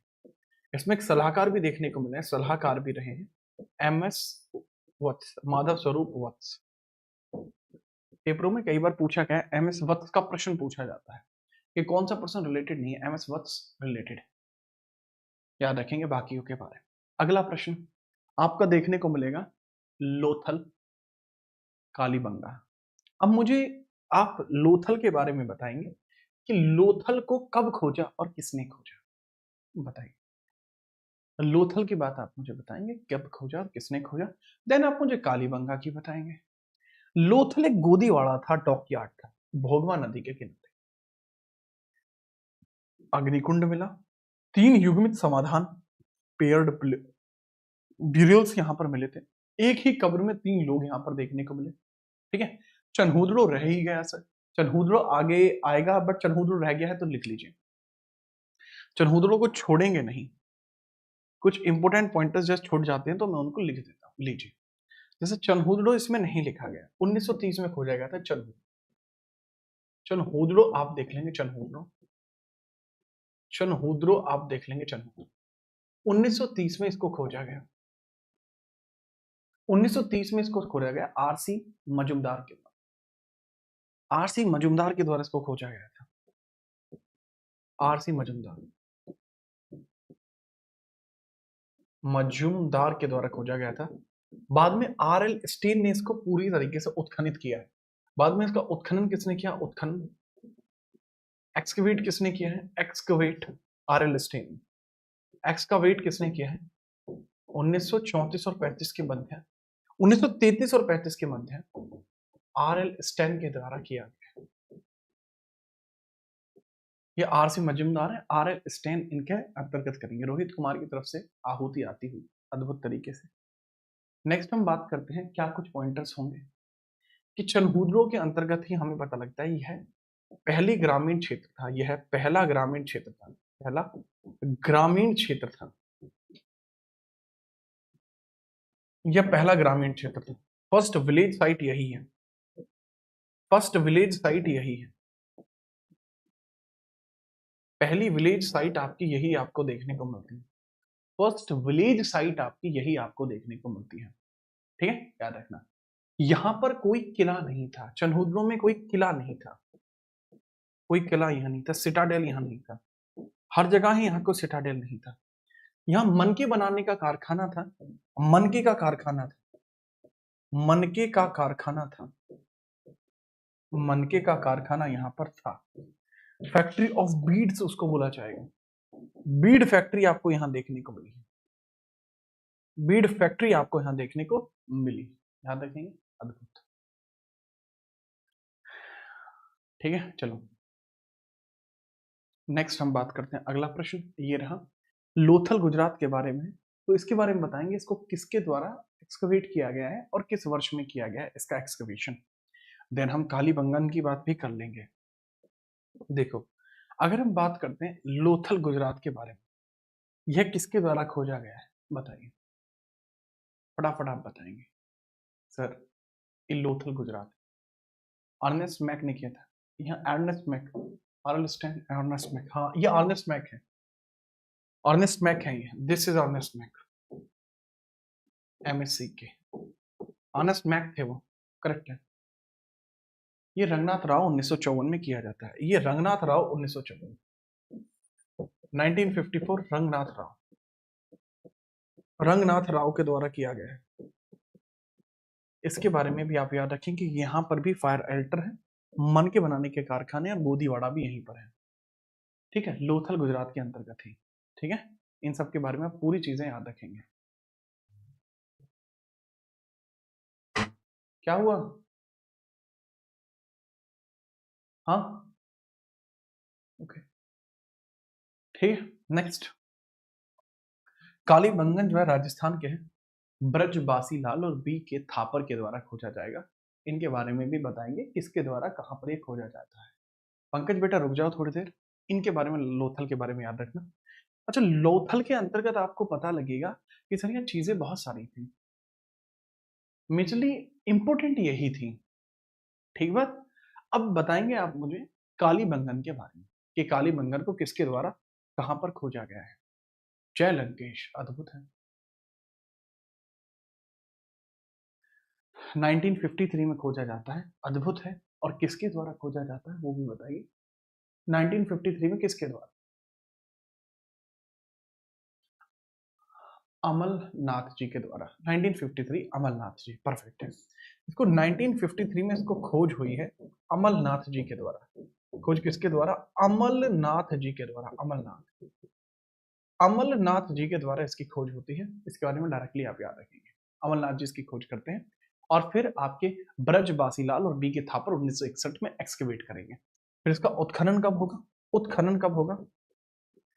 उत्खनन जो होगा वो कब होगा? 1961 में होगा। 1961 में वो ब्रजबासी लाल, बीबी लाल और बी के थापर के द्वारा होगा। बीबी लाल और बी के थापर, बीबी लाल और बी के थापर, बी के थापर के द्वारा यह होगा।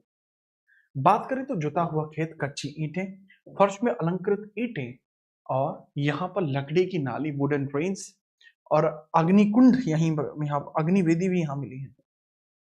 फायर एल्टर अग्निवेदी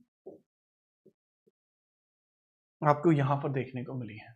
मेरे ख्याल से आप इस चीज को आप ध्यान पूर्वक समझ पाएंगे, इनको अग्निवेदी कहा गया है। ठीक है, चलिए। और कालीबंगन क्यों फेमस है? क्योंकि यहाँ काली चूड़ियां देखने को मिली है। ब्लैक ब्रोकन, ठीक है, हरी ब्लैक ब्रोकन, ब्लैक ब्रोकन इसके अंतर्गत देखने को मिलेंगे। Black broken bangles, black broken bangles आपको यहाँ देखने को मिल जाएंगे, याद रखेंगे। ठीक है, चलो नेक्स्ट हम बात करते हैं अन्य महत्वपूर्ण साइट्स आपको देखने को मिल जाएंगी, जैसे कि आपकी धौलावीरा। ये एडवांस वाटर मैनेजमेंट के लिए फेमस है। ठीक है, याद रखना। धौलावीरा के बारे में याद रखना, थोड़ा वीरा, ये रंगनाथ राव के द्वारा ही धौलावीरा आपका खोजा जाएगा। धौलावीरा रंगनाथ राव के द्वारा ही खोजा जाएगा। ठीक है, इसके बारे में भी इंपोर्टेंटली पता होना चाहिए। राखीगढ़ी आपका बहुत नया है, सिनौली है, 3 रथ पाए गए हैं और मैसिव सीमेंट्री पाई गई, यूपी के अंदर है सिनौली। सुरकोतड़ा घोड़े की अस्थियां पाई गई हैं। बनावली पक्की मिट्टी का हल पाया गया है। चनहूरो दुर्गकृत नहीं था, मैं बता चुका हूं। ठीक है, धौलावीरा की खोज कहाँ होगी, इन सब के बारे में हम बताते चलिए। ठीक है, चलिए। 1967-68 में इसकी खोज की जाएगी। 1967 और 68 में धौलावीरा को रंगनाथ राव के द्वारा खोजा जाएगा। रंगनाथ राव के द्वारा खोजा जाएगा। फिर बाद में आगे चल के आर एस बिष्ट जी के द्वारा इसका उत्खनन होगा। देन आर एस बिष्ट जी इसका उत्खनन करेंगे। कौन आगे? आर एस बिष्ट जी के द्वारा, आर एस बिष्ट जी द्वारा, आर एस बिष्ट जी द्वारा उत्खनन होगा। उत्खनन होगा। उत्खनन किसने किया है? इसका एक्सकवेशन किसने किया है? रविंदर सिंह बिष्ट जी ने किया है। ठीक है, और इसको जगपति जोशी जी के द्वारा इसको खोजा गया था। जेपी जोशी जी इसकी खोज करेंगे, जगपति जोशी जी इसकी खोज करेंगे। कौन खोज करेंगे? जेपी जोशी जी इसकी खोज करेंगे। ठीक है, 1967-68। यहां पर आपको बोर्ड भी देखने को मिला, बोर्ड भी आपको यहां देखने को मिला है, जिसको कहा जाता है पट। ठीक है, जिसको कहा जाता है सूचना पट, यहां मिला है, सूचना पट मिला है। ठीक है, रथ चलाते किसान की प्रतिमा भी मिली है। रथ चलाते किसान की प्रतिमा, रथ चलाता किसान भी मिला है, किसान भी मिला है। इसके बारे में ऑलरेडी बात कर चुके हैं। बनावली आपको हरियाणा में देखने को मिलेगा, पर यहाँ पक्की हुई ईंटें आपको देखने को मिलेंगी। ठीक है, याद रखना। सुरकोतड़ा आपको घोड़े की अस्थियों के लिए फेमस है। सुरकोतड़ा राखी गढ़ी आपको देखने को मिलेगा अमरेंद्र नाथ जी के द्वारा है। अमरेंद्र नाथ जी के द्वारा इसको खोजा गया। अमरेंद्र नाथ जी के द्वारा। लार्जेस्ट साइट है इंडिया में, हरियाणा के अंतर्गत लार्जेस्ट साइट देखने को मिलती है। सिनौली आपकी यूपी में है, यहाँ 3 रथ पाए गए थे और मैसिव सिमेट्री, एक बहुत बड़ा कब्रिस्तान भी पाया गया है। 2023 में यूनेस्को में धौलावीरा शामिल किया गया। 2023 में यूनेस्को में शामिल किया गया। 2023 यूनेस्को 2023 में यूनेस्को में शामिल किया गया। यूनेस्को में यह शामिल किया गया। याद रख पाएंगे। राखी गढ़ी न केवल हरियाणा की बल्कि संपूर्ण भारत की सबसे बड़ी साइट रहेगी। बहुत बेहतरीन, ठीक है, याद रखना। क्या आप इस चीज को समझ पाएंगे? हाँ, इतनी जरूरी नहीं होती, जो जो जरूरी था वो मैंने बता दिया आपको। जैसे बनावली भी हरियाणा में ही, राखी गढ़ी भी है, ठीक है। बनावली या राखी गढ़ी दोनों ही यहीं पे है। बनावली भी कहाँ पे है भाई? हरियाणा में है। इसके अलावा और भी साइट्स हैं, ऐसा नहीं है कि और साइट्स नहीं है, ऐसा नहीं है कि और साइट्स नहीं है। जैसे मैं बताना चाहूंगा, और आपको देखने को मिलता है लोथल, लोथल हो चुका है, और रोपड़ आपको देखने को मिलता है पंजाब में। रोपड़ पंजाब में आपका खोजा गया, ये 1958 के पास खोजा जाता है, ठीक है। चलो, यज्ञदत्त शर्मा के द्वारा, भाई यज्ञदत्त शर्मा, यज्ञदत्त शर्मा के द्वारा इसको खोजा गया है। यज्ञदत्त शर्मा के द्वारा इसको खोजा गया है। यज्ञदत्त शर्मा के द्वारा इसको खोजा जाता है, ठीक है, याद रखिएगा। किसके द्वारा? यज्ञदत्त शर्मा के द्वारा इसको खोजा जाता है, इंपॉर्टेंट है। पंजाब में है। यहां पर क्या मिला है? व्यक्ति के साथ कुत्ते को दफन किया गया है। व्यक्ति के साथ कुत्ते को दफन किया गया है। व्यक्ति के साथ कुत्ता दफन है, कुत्ता दफन किया गया है। याद रखेंगे, व्यक्ति के साथ कुत्ता भी दफन किया गया है। याद रखेंगे, 1955 से 58 के बीच में खोजा गया। 1958 भी डायरेक्टली याद रखोगे, ज्यादा उचित है। इसके अलावा आप याद रखेंगे, यज्ञदत्त शर्मा के बाद 1958 में एक खोज और आपकी होगी, जो कहां पर होगी सर? आलमगीरपुर मेरठ। आलमगीरपुर मेरठ में आपको यह देखने को मिल जाएगा। आलमगीरपुर मेरठ में आपको यह देखने को मिलेगा, याद रखना थोड़ा सा। मेरठ खोज कौन करेगा इसकी भी? खोज एक ही आदमी करेगा, that is again Yagyadatt Sharma. Yagyadatt Sharma, Yagyadatt Sharma आपको यहां देखने को मिलेंगे, ठीक है। चलिए, 1958 में स्वतंत्र भारत का पहला उत्खनन हुआ था। नहीं, ऐसा नहीं है। अगर बेटे 1958 में पहला हम मानेंगे तो 1951 में भी तो उत्खनन हुआ है। हाँ, खोज जरूर पहले हो गई थी। खोज इसकी 1951 में जरूर हो गई थी। 1951 में डिस्कवरी हो चुकी थी, डिस्कवरी हो चुकी थी,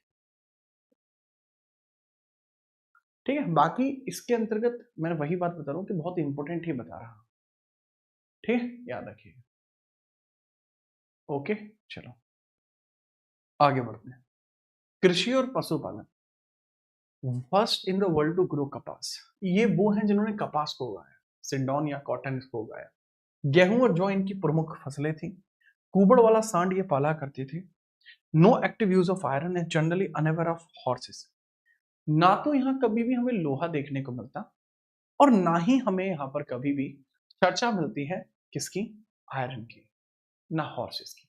कहा जाता है ये हॉर्स से अपरिचित थे, हॉर्स के बारे में इनको जानकारी ही नहीं थी, ऐसा लोगों के द्वारा कहा जाता है कि सर हॉर्स के बारे में इनको कोई जानकारी ही नहीं है, ठीक है। नेक्स्ट, अगला प्रश्न। अगर हम इनकी अर्थव्यवस्था को देखते हैं, ये वस्तु विनिमय प्रणाली बार्टर सिस्टम पे काम करते थे, और यहाँ जो भी वजन होगा वो 16 के मल्टीपल में होगा, मतलब 2 4 8 10, 2 4 8 16 32 में होगा। दूसरा, इनका स्ट्रॉन्ग, इनका विदेशी जो संबंध इनके हैं मेहुला के साथ, मेसोपोटामिया के साथ थे। विदेशी संबंध किसके साथ थे? संबंध किसके साथ थे? मेसोपोटामिया के, मेसोपोटामिया के साथ थे, पोटामिया के साथ थे। इनके बहुत तगड़े संबंध थे मेसोपोटामिया के साथ। इन्हें संबंध अच्छे थे, बहुत तगड़े संबंध इनके मेसोपोटामिया के साथ थे, जो इंपॉर्टेंट आपको देखने को मिल जाएगा। ठीक बात है जी सर, बिल्कुल ठीक है। की इंपोर्ट आइटम एंड सोर्सेस, की इंपोर्ट आइटम एंड सोर्सेस है तांबा है, कॉपर है, लाजवर्ण मणि है, लपीज लजूली है, अफगानिस्तान के शॉर्तगई में देखा गया है, सोना है, गोल्ड है, साउथ इंडिया में है कर्नाटका के अंदर, साउथ इंडिया में है कर्नाटका के अंदर। ठीक है, याद रखेंगे जी सर, हम याद रखेंगे बेटा। जो अफगानिस्तान के अंदर शॉर्तगई है वो एकमात्र विदेशी साक्ष्य देखने को मिलता है, ओनली विदेशी साक्ष्य है जहां हम लाजवर्ण मणि को बेचा जाता था। ठीक है, विदेशी है, फॉरेन का सोर्स है। हमें यह भी पता लगता है कि हम अपने यहां से तांबे को खेतड़ी से जो निकलता था, खेतड़ी राजस्थान से निकलता था, उसको हम ओमान बेचते थे। नहीं नहीं नहीं, बात को समझना। लाजवर्द मणि आपकी होती थी बेटा, इसको लैपिस लजूली बोला जाता था, जो हम शॉर्तगुई में बेचते थे, अफगान में बेचा करते थे। ठीक है, नेक्स्ट, खेतड़ी ओमान में है, इसके बारे में भी याद रखिएगा। अगला प्रश्न, समाज और धर्म कैसा था? मात्र सत्तात्मक सोसाइटी थी। सोसाइटी कैसी थी? ठीक है, यह मैट्रियार्कल सोसाइटी थी, both men and women war ornaments, स्त्री और पुरुष दोनों ही गहने पहना करते थे। क्या पहनते थे? गहने पहना करते थे, राइट। ये मात्र देवी की पूजा करते थे, पशुपति नाथ की पूजा करते थे, ट्री और एनिमल्स की पूजा किया करते थे, बट यह मंदिर के साक्ष्य नहीं।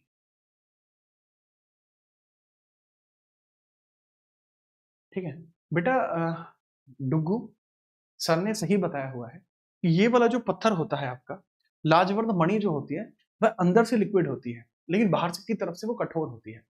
तो या तो उन्होंने बताने में, उन्होंने जो बताया होगा आपने वो ठीक से नहीं सुना होगा। अंदर से लिक्विड होता है, बट ये बाहर की तरफ से कठोर होता है, इसलिए कीमती होता है। लाजवर्द मणि इसलिए फेमस है। ठीक है, याद रखना। दूसरा है, यहां पर क्रीमेशन जो होते थे, अंतिम क्रियाकलाप, यह आपको किस तरीके से देखने को मिलता है? अंतिम क्रियाकलाप कैसे कैसे देखने को मिलता है? कलश या समाधान, अर्न बरियल्स देखने को मिलते हैं, कलश या समाधान, एंड एक्सटेंडेड बरियल्स भी, हम विस्तृत दफनाना भी इसमें देखने को मिलता था। मतलब यहां देखने को मिलता है कि सर यहां पर जो व्यक्ति को मतलब अंतिम जो यात्रा होती थी, उसका अंतिम उपचार जो किया जाता था, उसकी बात की जा रही है। इसको लिखने का तरीका ये होगा कि यहाँ व्यक्तियों को दबाया भी जाता था। ठीक है, लिखेंगे व्यक्तियों को दफनाया भी गया है, व्यक्तियों को दफनाया भी गया, दफनाया भी गया, दफनाया भी गया, एंड जलाया भी गया है, जलाया भी गया है।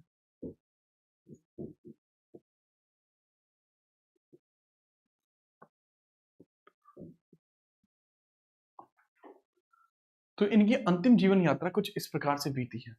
ठीक है, चलो याद रखेंगे, बेहतरीन। ओके सर, नेक्स्ट, इनके समय में मोहरें कैसी होती थी? तो भाव चित्रात्मक लिपि यहाँ पर होती थी, जिसको बोस्ट्रोफेडम कहा जाता है, जो पहले लेफ्ट से राइट, देन राइट से लेफ्ट, नोन एज ब्रेस्टोफेडम, या इसी को गौमूत्र लिपि भी बोलते हैं, इसी को गौमूत्रिका लिपि भी बोलते हैं।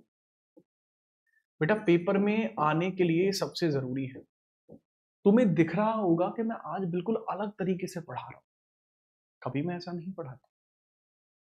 लेकिन मतलब मैं स्वास्थ्य की बात नहीं कर रहा, स्वास्थ्य तो मेरा है ही थोड़ा खराब, लेकिन मैं ऑर्डर की बात कर रहा हूँ। ऐसे इस ऑर्डर में मैं कभी नहीं पढ़ाता। आप में से जो बच्चे मुझसे एंशिएंट हिस्ट्री पढ़े हैं वो जानते हैं कि इतने कम समय में मैं इंडस वैली सिविलाइजेशन को कभी खत्म नहीं करा पाता। कारण है कि मुझे बहुत ज्यादा डीप में पढ़ाना पसंद है, बट क्योंकि ये वन शॉट है तो इस वजह से मैं इसको ऐसा पढ़ा रहा हूँ और उन चीजों पे फोकस कर रहा हूँ जो पेपर के लिए जरूरी है। देखो गौमूत्री का लिपि होती थी पहले, लेफ्ट से राइट की तरफ लिखी जाती थी, ऐसे। ठीक है, फिर ऐसे, फिर ऐसे, फिर ऐसे, मतलब ऐसे लिखी जाती थी। इस तरीके से इसको लिखा जाता है। बात है समझ, बहुत बढ़िया। ये सेल खड़ी की बनी होती थी, स्क्वायर शेप की होती थी यूजुअली, बट मोहनजोदड़ो में आपको सिलेंड्रिकल भी मिली है, गोलाकार भी मिली है मोहनजोदड़ो। यहां सेलखड़ी से मिलती थी, बट मोहनजोदड़ो में गोलाकार भी मिली है। मोहनजोदड़ो में जोधड़ो में गोलाकार भी मिली है, गोलाकार या सर्पलीकार भी मिली है। सर्पिलीकार, सर्पिलीकार का मतलब क्या होता है? सिलेंड्रिकल। साइलेंड्रिकल इसको बोला, साइलेंड्रिकल भी इसको बोला जाए, साइलेंड्रिकल। नेक्स्ट है एक श्रृंगी पशु यूनिकॉर्न और एक कुबड़ वाला सांड यहां पर आपको देखने को मिलता है, मोस्ट कॉमन है जो सील्स पर पाया जाता है, याद रखेंगे, बेहतरीन। एक और चीज कि यहाँ जो ये सील्स होती थी उस पर जानवर छपे होते थे, जो पेपर के लिए थोड़ा जरूरी हो सकता है, ठीक है। इनके बारे में जरूर बताइए कि यहाँ पर जानवर कौन से छपे होते थे।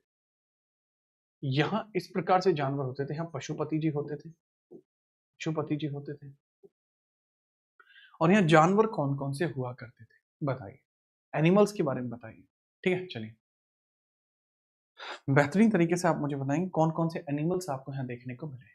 बात करते हैं, हाथी, चीता, भैंसा है, हिरन।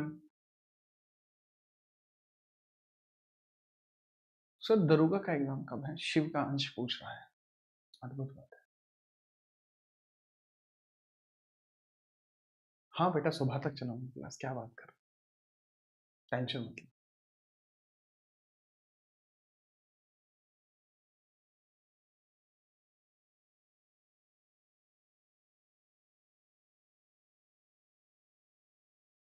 हाथी, भैंसा, बाघ, हिरन।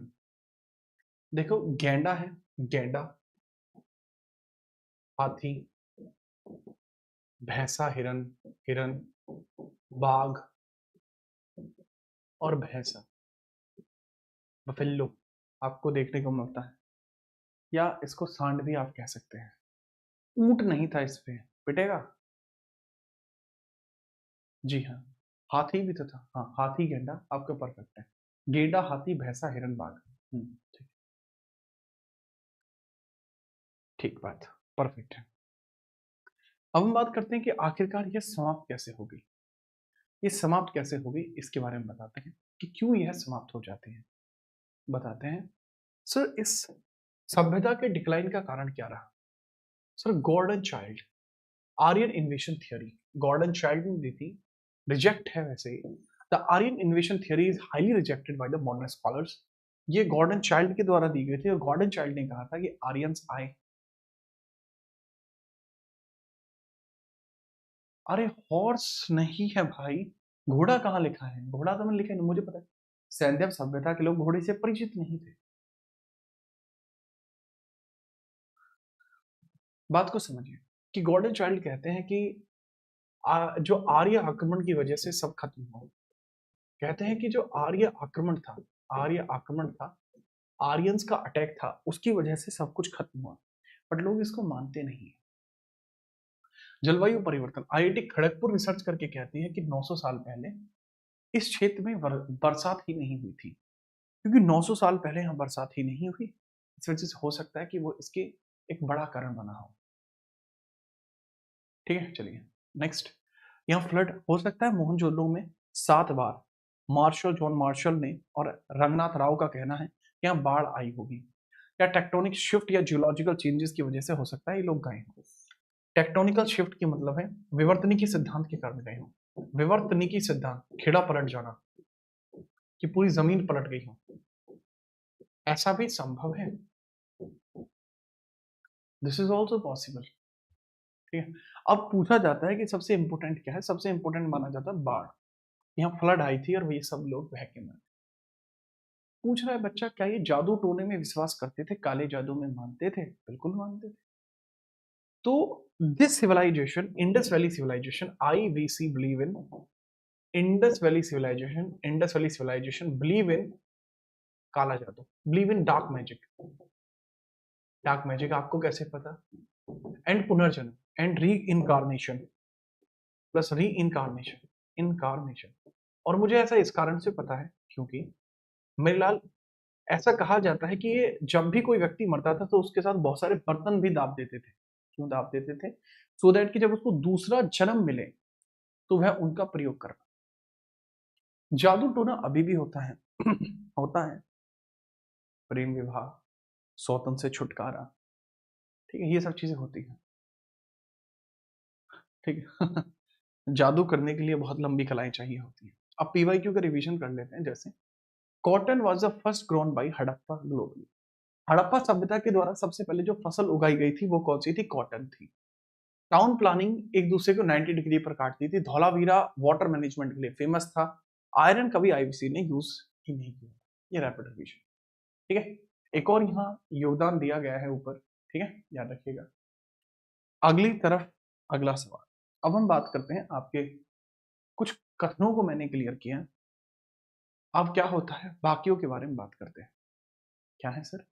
नेक्स्ट पॉइंटर हमें यहां देखने को मिलेगा वैदिक सभ्यता के बारे में। इसके तुरंत बाद वैदिक सभ्यता आता है, समझिए।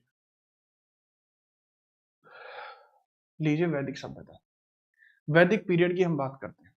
एसएससी एंड रेलवे के स्पेशल रिविजन्स के लिए हम कर रहे हैं कि आप बेसिकली एसएससी और रेलवे के लिए या स्टेट एग्जाम्स के लिए इसमें पढ़ा, ठीक है, चलिए याद रखते हैं। तो सबसे पहले हम वैदिक सभ्यता की बात करते हैं। वैदिक सभ्यता दो हिस्सों में है। वैदिक सभ्यता का काल दो हिस्सों में देखने को मिलता है, याद रखेंगे। ओके, चलो हम बात करते हैं। और वो समझना होगा वैदिक सभ्यता एंड उत्तर वैदिक सभ्यता दोनों के बारे में बात की गई है। एक है वैदिक काल है, वैदिक काल, और एक है ऋग्वैदिक काल। वैदिक है, वैदिक काल दो हिस्सों में है। ऋग्वैदिक है और उत्तर वैदिक है, और उत्तर वैदिक है। अगर पूछा जाए कि इसकी कल्पना कैसे की गई है ऋग्वैदिक की और उत्तर वैदिक की, तो एक 1500 से लेके 1000 तक का समय आपको देखने को मिलेगा ऋग्वैदिक में। 1500 से लेके 1000 का समय आपका यहाँ पर है। 1000 बीसी तक का समय यहाँ पर है। और अगर 1000 से आगे में जाऊं 600 बीसी तक, तो वो यहाँ पर। पूछा जाता है कि कई बार हम इसको वेदों के आधार पर भी इसको दर्शाते हैं, ठीक है, याद रखना। इनकी लिपियों को पढ़ने में काफी हद तक सफलता मिली है। ये हिस्टोरिकल पीरियड है। समझाने की कोशिश यदि मैं करूं तो ये प्रोटो हिस्टोरिक है। कैसा है ये? Sir this is historic period, not proto historic. ये हिस्टोरिक है, ऐतिहासिक है, क्योंकि हम इनकी लिपि को पढ़ पाए हैं। ये संस्कृत ही लिखते थे, ये संस्कृत ही लिखते थे। तो हम बात करते हैं वेदों के बेसिस पर ये डिपेंड करेगा।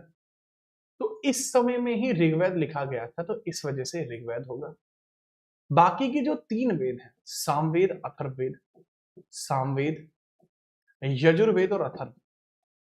यजुर्वेद, यजुर्वेद है, सामवेद, यजुर्वेद और अथर्ववेद यहीं पर है। अथर्ववेद यहीं पर है, अथर्ववेद यहीं पर है। अगर वेदत्रय की बात करें तो ये तीनों मिलाकर वेदत्रय बनाते हैं। ये तीनों मिलकर क्या बनाते हैं सर? वेदत्रय बनाते हैं। वेद त्रयी, त्रयी, वेदत्रयी इसको बोला जाता है, यानी combination of three Vedas is called Vedatraya. ये संस्कृत भाषा में है। इन सब के उपवेद भी होते हैं। उपवेदों की अगर चर्चा करूं कौन कौन से उपवेद इनके हैं, तो ऋग्वेद का आयुर्वेद उपवेद है, आयुर्वेद है उपवेद। सामवेद का गंधर्व वेद है, गंधर्व वेद है। यजुर्वेद का आपका है धनुर्वेद है, धनुर्वेद है। और अथर्ववेद का आपको देखने को मिल जाएगा शिल्प वेद है। हर एक का अपना विशेष योगदान है। जैसे कि समझाना चाहूं, ऋग्वेद वो हिस्सा हुआ जिसके अंतर्गत चर्चा की गई भगवान की पूजा के लिए। भगवान की पूजा की जाती है तो वो यहीं पर इसी अकॉर्डिंग की जाती है। यही ऋग्वैदिक काल वगैरह है। वैदिक सभ्यता का जो उदय हुआ है वह किसके कहने से हुआ है वो हम समझाते हैं। बात को समझिएगा। हम कहते हैं कि वैदिक सभ्यता का उदय आर्यंस के द्वारा किया गया। आर्य भारत में आए और इन्होंने वैदिक सभ्यता को यहाँ पर बनाया। तो बात को समझिएगा कि वैदिक सभ्यता के उदय का कारण क्या है, इनके उदय का कारण क्या है, उदय का कारण क्या है, रीजन ऑफ राइज क्या है, रीजन ऑफ राइज क्या है, रीजन ऑफ राइज क्या हो रहेगा। सो रीजन ऑफ राइज क्या रहेगा बताइए। तो reason of rise is very clear. वो क्या है? आर्यंस का अराइवल, अराइवल ऑफ आर्यंस इसका आपको फेमस देखने को मिलेगा। Aryans arrival, Aryans arrival, Aryans arrival आपको देखने को मिल जाएगा। आर्यंस अराइवल आपको देखने को मिलेगा, आर्यों का आगमन आपको देखने को मिलेगा। पॉइंट पूछा जाएगा आर्यन कहां से आए, आर्य कहां से आए थे बताइए। आर्यों का आगमन है, आपसे ही पूछा जाएगा आर्यन कहां से आए हैं, तो आप बताएंगे। इसे अलग अलग व्यक्ति ने इसको अलग अलग बातें कही हैं। मैक्स म्यूलर कहता है कि आर्य, मैक्स म्यूलर कहता है कि आर्य मध्य एशिया से आए। सबसे इंपॉर्टेंट मैक्स म्यूलर ही है। मैक्स म्यूलर का कहना है कि मध्य एशिया से आए, ये मध्य एशिया से आए, ऐसा मैक्स म्यूलर का कहना है।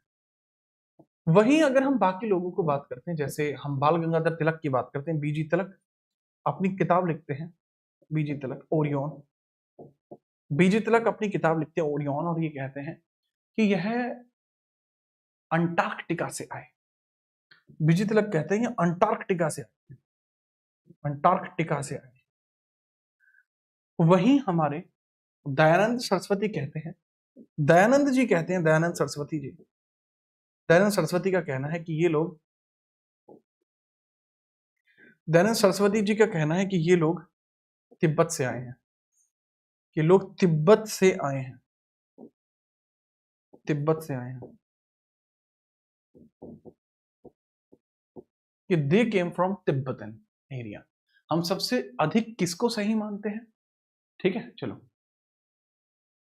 करेक्ट आंसर है मैक्स म्यूलर। हम मैक्स म्यूलर को सही मानते हैं, कारण हमारी शिक्षाओं पर सर्वाधिक प्रभाव ब्रिटिशर्स का है। बट ऐसा नहीं है कि मैक्स म्यूलर ने कुछ भी कह दिया हम मान लेंगे, नहीं, हमें साक्ष्य मिले हैं, हमें मध्य एशिया से साक्ष्य मिले हैं, इस वजह से हम कहते हैं कि मध्य एशिया से। याद रखना, बहुत बढ़िया।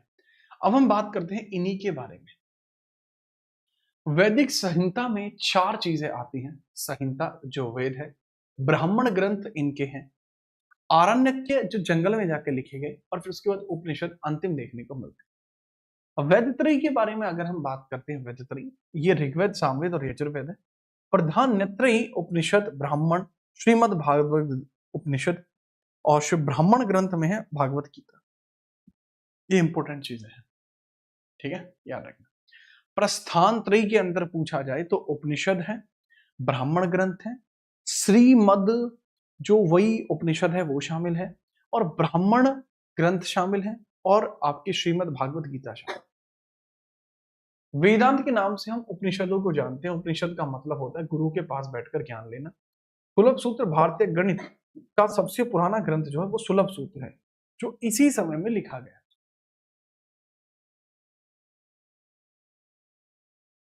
ठीक है, याद रखिएगा। ये नोट कर लिया आपने, शाबाश अगर ये नोट कर पाए। नेक्स्ट हम बात करते हैं, थोड़ा सा इसके बारे में और समझते हैं। पेपर में जो सबसे इंपॉर्टेंट रहता है, आजकल वेदों से इतने सवाल नहीं बन रहे, आजकल वेदों से इतने सवाल नहीं बन रहे जितने सवाल आपको देखने को मिल रहे हैं इनके प्रशासन से। प्रशासन से सबसे अधिक सवाल आपके बन रहे हैं। बताना चाहूं, जन सबसे छोटी इकाई है, इसका प्रमुख गोपा जनस्य कहलाता था। उत्तर वैदिक काल में फिर जनपद और राष्ट्र का कॉन्सेप्ट आ गया, मतलब सबसे ऊपर जन रहेगा, फिर विश्व, फिर ग्राम, फिर परिवार या कुल, प्रशासन की सबसे छोटी इकाई, राइट। इंपोर्टेंट है, आप इसके बारे में याद रखें। यह क्रम, जन आपका सबसे हाईएस्ट लेवल था। जन मतलब सबसे छोटा है कुल, फिर ग्राम, फिर विश्व, फिर जन।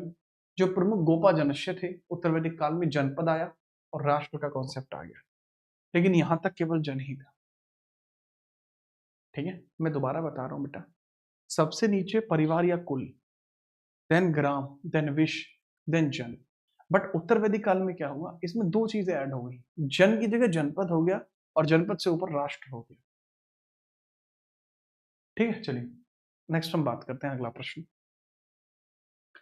हम बात करते हैं अधिकारियों के प्रमुख रत्नीस कौन हुआ करते थे। अधिकारियों के समूह को रत्नी कहा जाता था। अधिकारियों के समय को क्या कहा जाता था? रत्नी कहा जाता था। बताते हैं, ठीक है। चलिए, 12 अधिकारी इसमें हुआ करते थे। पुरोहित राजा का प्रमुख होता था, परामर्शदाता होता था। सेनानी मिलिट्री का कमांडर होता था। सूत रथ सेना का नायक होता था। कोषाध्यक्ष संग्रहिता होता था। स्पर्श होता था गुप्तचर स्पर्श। भगदूत होता था कर जमा करने वाला, भागदूत होता था कर जमा करने वाला। अच्छा, जो राजा लगाता था, एक इम्पोज करता था, वो भाग ही इम्पोज करता था। भाग, भाग का मतलब ही टैक्स होता था। टैक्स का रेट कितना होता था? 1/6 हुआ करता था। नेक्स्ट, राजनीतिक संस्थाएं भी हुआ करती थी, जैसे विदत, आर्यों की एंशियंटतम जो आपकी राजनीतिक संस्था है, ओल्डेस्ट पॉलिटिकल ऑर्गेनाइजेशन विदत थी। और अगर हम बात करते हैं, ऋग्वेद में इसका सबसे अधिक जिक्र किया गया है। ये ऋग्वेद में सबसे अधिक उल्लेखित है। ऋग्वेद में सबसे अधिक उल्लेखित यही है। मेजर उल्लेख इन ऋग्वेद, मेजर डिस्क्राइब्ड इन उल्लेख, डिस्क्राइब्ड इन, मेजर डिस्क्राइब कहां की गई है? इन ऋग्वेदा, लगभग 350 बार। फिर सभा है, वरिष्ठ जनों की संस्था होती थी, न्याय का कार्य करती थी। फिर समिति है, फिर असेंबली ऑफ ऑल इसको कहते थे, राजा का चुनाव करती थी। देन महत्वपूर्ण बदलाव है ऋग्वैदिक काल में, महिलाओं की भागीदारी सभा और समिति में थी, लेकिन उत्तर वैदिक काल में महिलाओं की भागीदारी बंद हो गई थी। ये भी कहा जाए, महिलाओं की भागीदारी धीरे धीरे बंद होने लगी थी उत्तर वैदिक काल। याद रखिएगा। नेक्स्ट हम बात करते हैं, जो जन्म व्यवस्था कैसे बनी। सर, ऋग्वैदिक काल में व्यवस्था कर्म पर आधारित थी। ब्राह्मण, क्षत्रिय, वैश्य और शूद्र, ठीक है, बात को समझना। अनश्य बलिकृत, अनश्य बलिकृत 4 वर्णों में एकमात्र वर्ण वैश्य था जो टैक्स देता था, इसलिए वैश्यों को क्या कहा जाता था? अनश्य बलिकृत इनको कहा जाता था, क्योंकि इनके अलावा कोई और टैक्स नहीं देता। ठीक है, चलो। ग्रेट स्माइली, मैं आपको जानता हूं, आप वर्तमान में इंडियन आर्मी में कार्यरत हैं और आप हमारे पुराने छात्रों में से एक हैं। अनश्य बलिकृत के बारे में चर्चा में कर चुका। अब यहां पर समझिएगा, ये जो आपकी वर्ण व्यवस्था है, ऋग्वेद के 10वें मंडल के पुरुष सूक्त में उल्लेखित है, बट उत्तर वैदिक काल आते आते यह बर्थ बेस्ड बन जाती है। शुरुआत में जो यह आपकी कर्म आधारित थी, तक जाते जाते यह आपकी कर्म आधारित ना रहकर यह जन्म आधारित बन जाती है। याद रखेंगे, शाबाश। नेक्स्ट हम बात करते हैं, महिलाओं की स्थिति कैसी थी। ऋग्वैदिक काल में अच्छी थी, बाल विवाह, सती प्रथा, पर्दा प्रथा नहीं थी, नियोग प्रथा और पुनर्विवाह का अधिकार था। नियोग क्या होता है? नियोग प्रथा थोड़ी सही नहीं होती। अब मैं अगर उस दृष्टिकोण से बताऊं तो बहुत अजीब हो जाएगा, मैं आज की डेट में बताऊं तो बिल्कुल अजीब हो जाएगा। जब किसी महिला के बच्चे नहीं हो रहे होते तो वह महिला किसी योग पुरुष के पास जाती थी और उनके साथ वह, मतलब समझ रहे हैं, आशीर्वाद प्राप्त करती थी। हाँ, उम्मीद कर रहे हैं कि आप समझ पा रहे होंगे वो टर्म क्या है। उसके बाद उसको बच्चा होता था। ये नियोग प्रथा होती। ये ऐसा, ऐसे स्थिति में भी होता था जब यदि पति की मृत्यु हो जाए, तब भी ऐसा होता था। विदुषी महिलाएं लोपामुद्रा, विश्वरा, अपाला और घोषा, वेदों के संकलन में इन्होंने योगदान दिया है। लोपामुद्रा ने, विश्वासा ने, अपाला ने और घोषा ने यह कार्य किया है। ठीक है, याद रखना। अगला प्रश्न ये रहा, उत्तर वैदिक काल में पतन, स्थिति थोड़ा सा डाउन हो गई, शिक्षा और सभा में भागीदारी पर पाबंदी हो गई। गोत्र व्यवस्था, उत्तर वैदिक काल में गोत्र व्यवस्था की शुरुआत, समगोत्र विवाह शुरू हुए और आपकी सेम गोत्र में शादी करने पर रोक लगा दी गई। याद रखेंगे। आगे हम बात करते हैं, ऋग वैदिक धर्म के बारे में भी थोड़ी सी चर्चा कर लेते हैं। ऋग वैदिक धर्म के बारे में भी थोड़ी सी चर्चा कर ली जाए। बात को समझिए। प्रत्येक जो, अगर ऋग्वैदिक काल की हम बात करते हैं, ऋग्वैदिक काल में क्या कुछ रहे, ऋग्वैदिक काल में क्या कुछ रहे। ठीक है, चलो। देखो, प्रकृति का देवीयकरण किया जाता था, डिवाइनाइजेशन ऑफ नेचर किया जाता था। अगर आपको ना पता हो, नियोग प्रथा का जिक्र महाभारत में भी है। अगर आप महाभारत में जाएंगे तो धृतराष्ट्र का और पांडु का जो जन्म है वो उसी प्रकार से हुआ।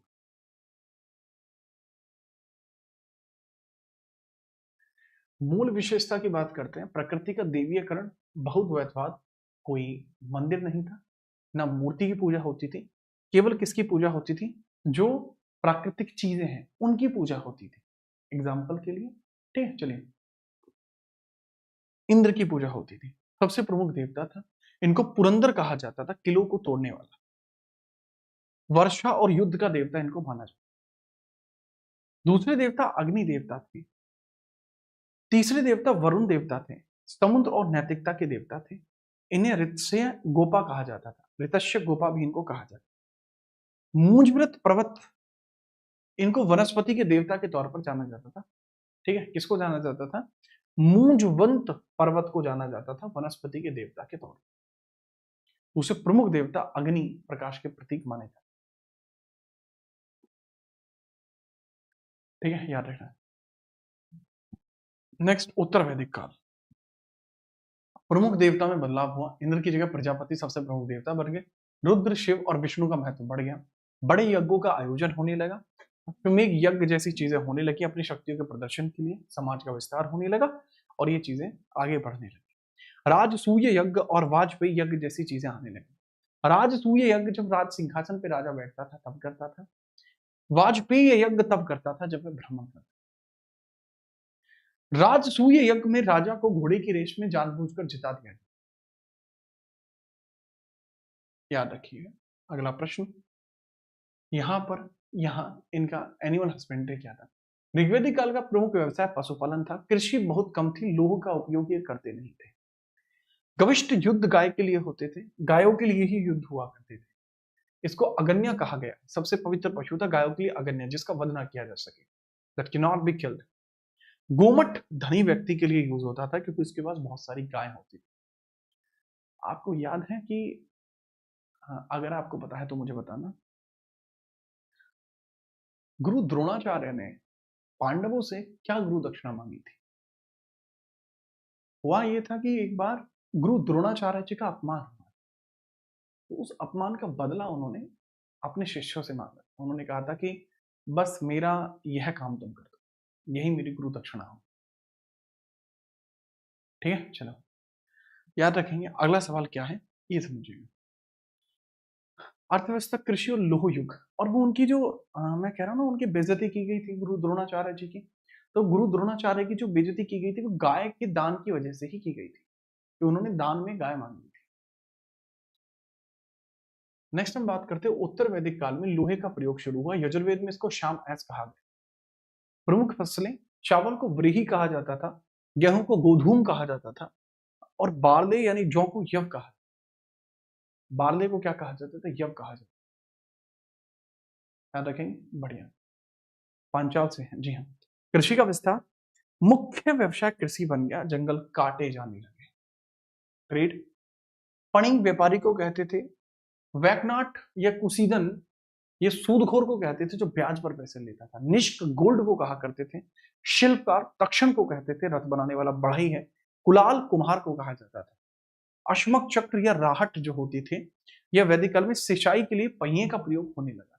सिंचाई के लिए प्रयोग अलग से होने लगा। ठीक है, चलो याद रखेंगे, बहुत बेहतरीन। अब हम बात करते हैं भारत के अंतर्गत ज्ञान दर्शन की भी बात कर लेते हैं। सांख्य दर्शन महर्षि कपिल, योग दर्शन पतंजलि, न्याय दर्शन महर्षि गौतम, वैश्विक दर्शन महर्षि कणाद, पूर्व मीमांसा महर्षि जैमिनी, और उत्तर मीमांसा या वेदांत महर्षि बादरायण। इसका स्क्रीनशॉट ले लें, बद्रायण इनको बोला जाता है। उत्तर मीमांसा के प्रमुख काम कौन है, अद्वैतवाद, आदि गुरु शंकराचार्य है। जीव और ब्रह्मा एक ही है, क्या कहना है, जीव और ब्रह्म एक ही है, अलग अलग नहीं हो सकते। विशिष्ट द्वैतवाद रामानुजाचार्य थे। द्वैतवाद माधवाचार्य थे। और द्वैता द्वैतवाद या भेदा भेदभाव ये निम्बार्कचार्य थे। ये सवाल पूछे जाते, इनका डायरेक्टली आप याद रखेंगे। आप स्क्रीनशॉट इसका भी ले ही लीजिए। चलो निष्कर्ष और सारांश के बारे में बता देता हूँ। ऋग्वैदिक काल, इसको कबीलाई जीवन इसमें था, पशुपालन था, लचीला समाज था, इंद्र और प्रकृति की पूजा थी। लोह युग की शुरुआत हुई, शाम आयास बढ़ा, कृषि का विस्तार होने लगा, जनपद का उदय हुआ, कठोर वर्ण हुआ, गोत्र व्यवस्था हुई और यज्ञों का बढ़ता प्रभाव यहाँ पर पूर्ण। Right, perfect. अब हम बात करेंगे इसके बाद, इसके लिए इसके बाद शुरू की जाएगी वैदिक काल से लोहे की शुरुआत हो चुकी है और यहाँ द्वितीय आपका कार्य होने लगा, जन के बाद जनपद और महाजनपद। यह आपके लोहे के टूल्स वगैरह का यूज होता है, वास्तविकता में यहीं से महाजनपद काल की शुरुआत। तो मैं ऐसा करता हूं कि हम इससे आगे का जो पॉइंट होगा वो हम अगली क्लास में कवर कर लेंगे, आज की क्लास हम यहीं तक रख लेते हैं। मेरी तबीयत थोड़ी इतनी ठीक नहीं है कि मैं ज्यादा करा दूं, अगर मैं आज ज्यादा खींच दूंगा तो कल की क्लास में भी सेम ही हालत रहेगी, तो मैं आराम कर लेता हूँ थोड़ा सा। इतने आराम की, हालांकि मुझे लगता नहीं है कि आराम की जरूरत है, क्योंकि वो इतना ज्यादा मैं कर भी नहीं रहा होता। तो हम इससे आगे का जो पोर्शन होगा वो महाजनपद काल से शुरू करूंगा।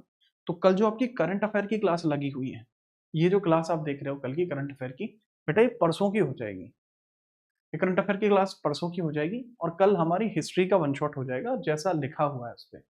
कोशिश करूंगा एक बार में तीनों ही हिस्ट्री खत्म करा दूं, ठीक है। तबियत सही ना होने की वजह से ऐसा है। कल हम ऐसा करेंगे, कल हम तकरीबन 10 या 12 घंटे की क्लास रखेंगे। कल रखेंगे 10 या 12 घंटे की क्लास। कल तबीयत खराब भी होगी तो कोई बात, कल मॉर्निंग में करा देना। मॉर्निंग में यार पॉसिबल नहीं होता मेरे लिए ये चीजें करा पाना। कल करते हैं, तब तक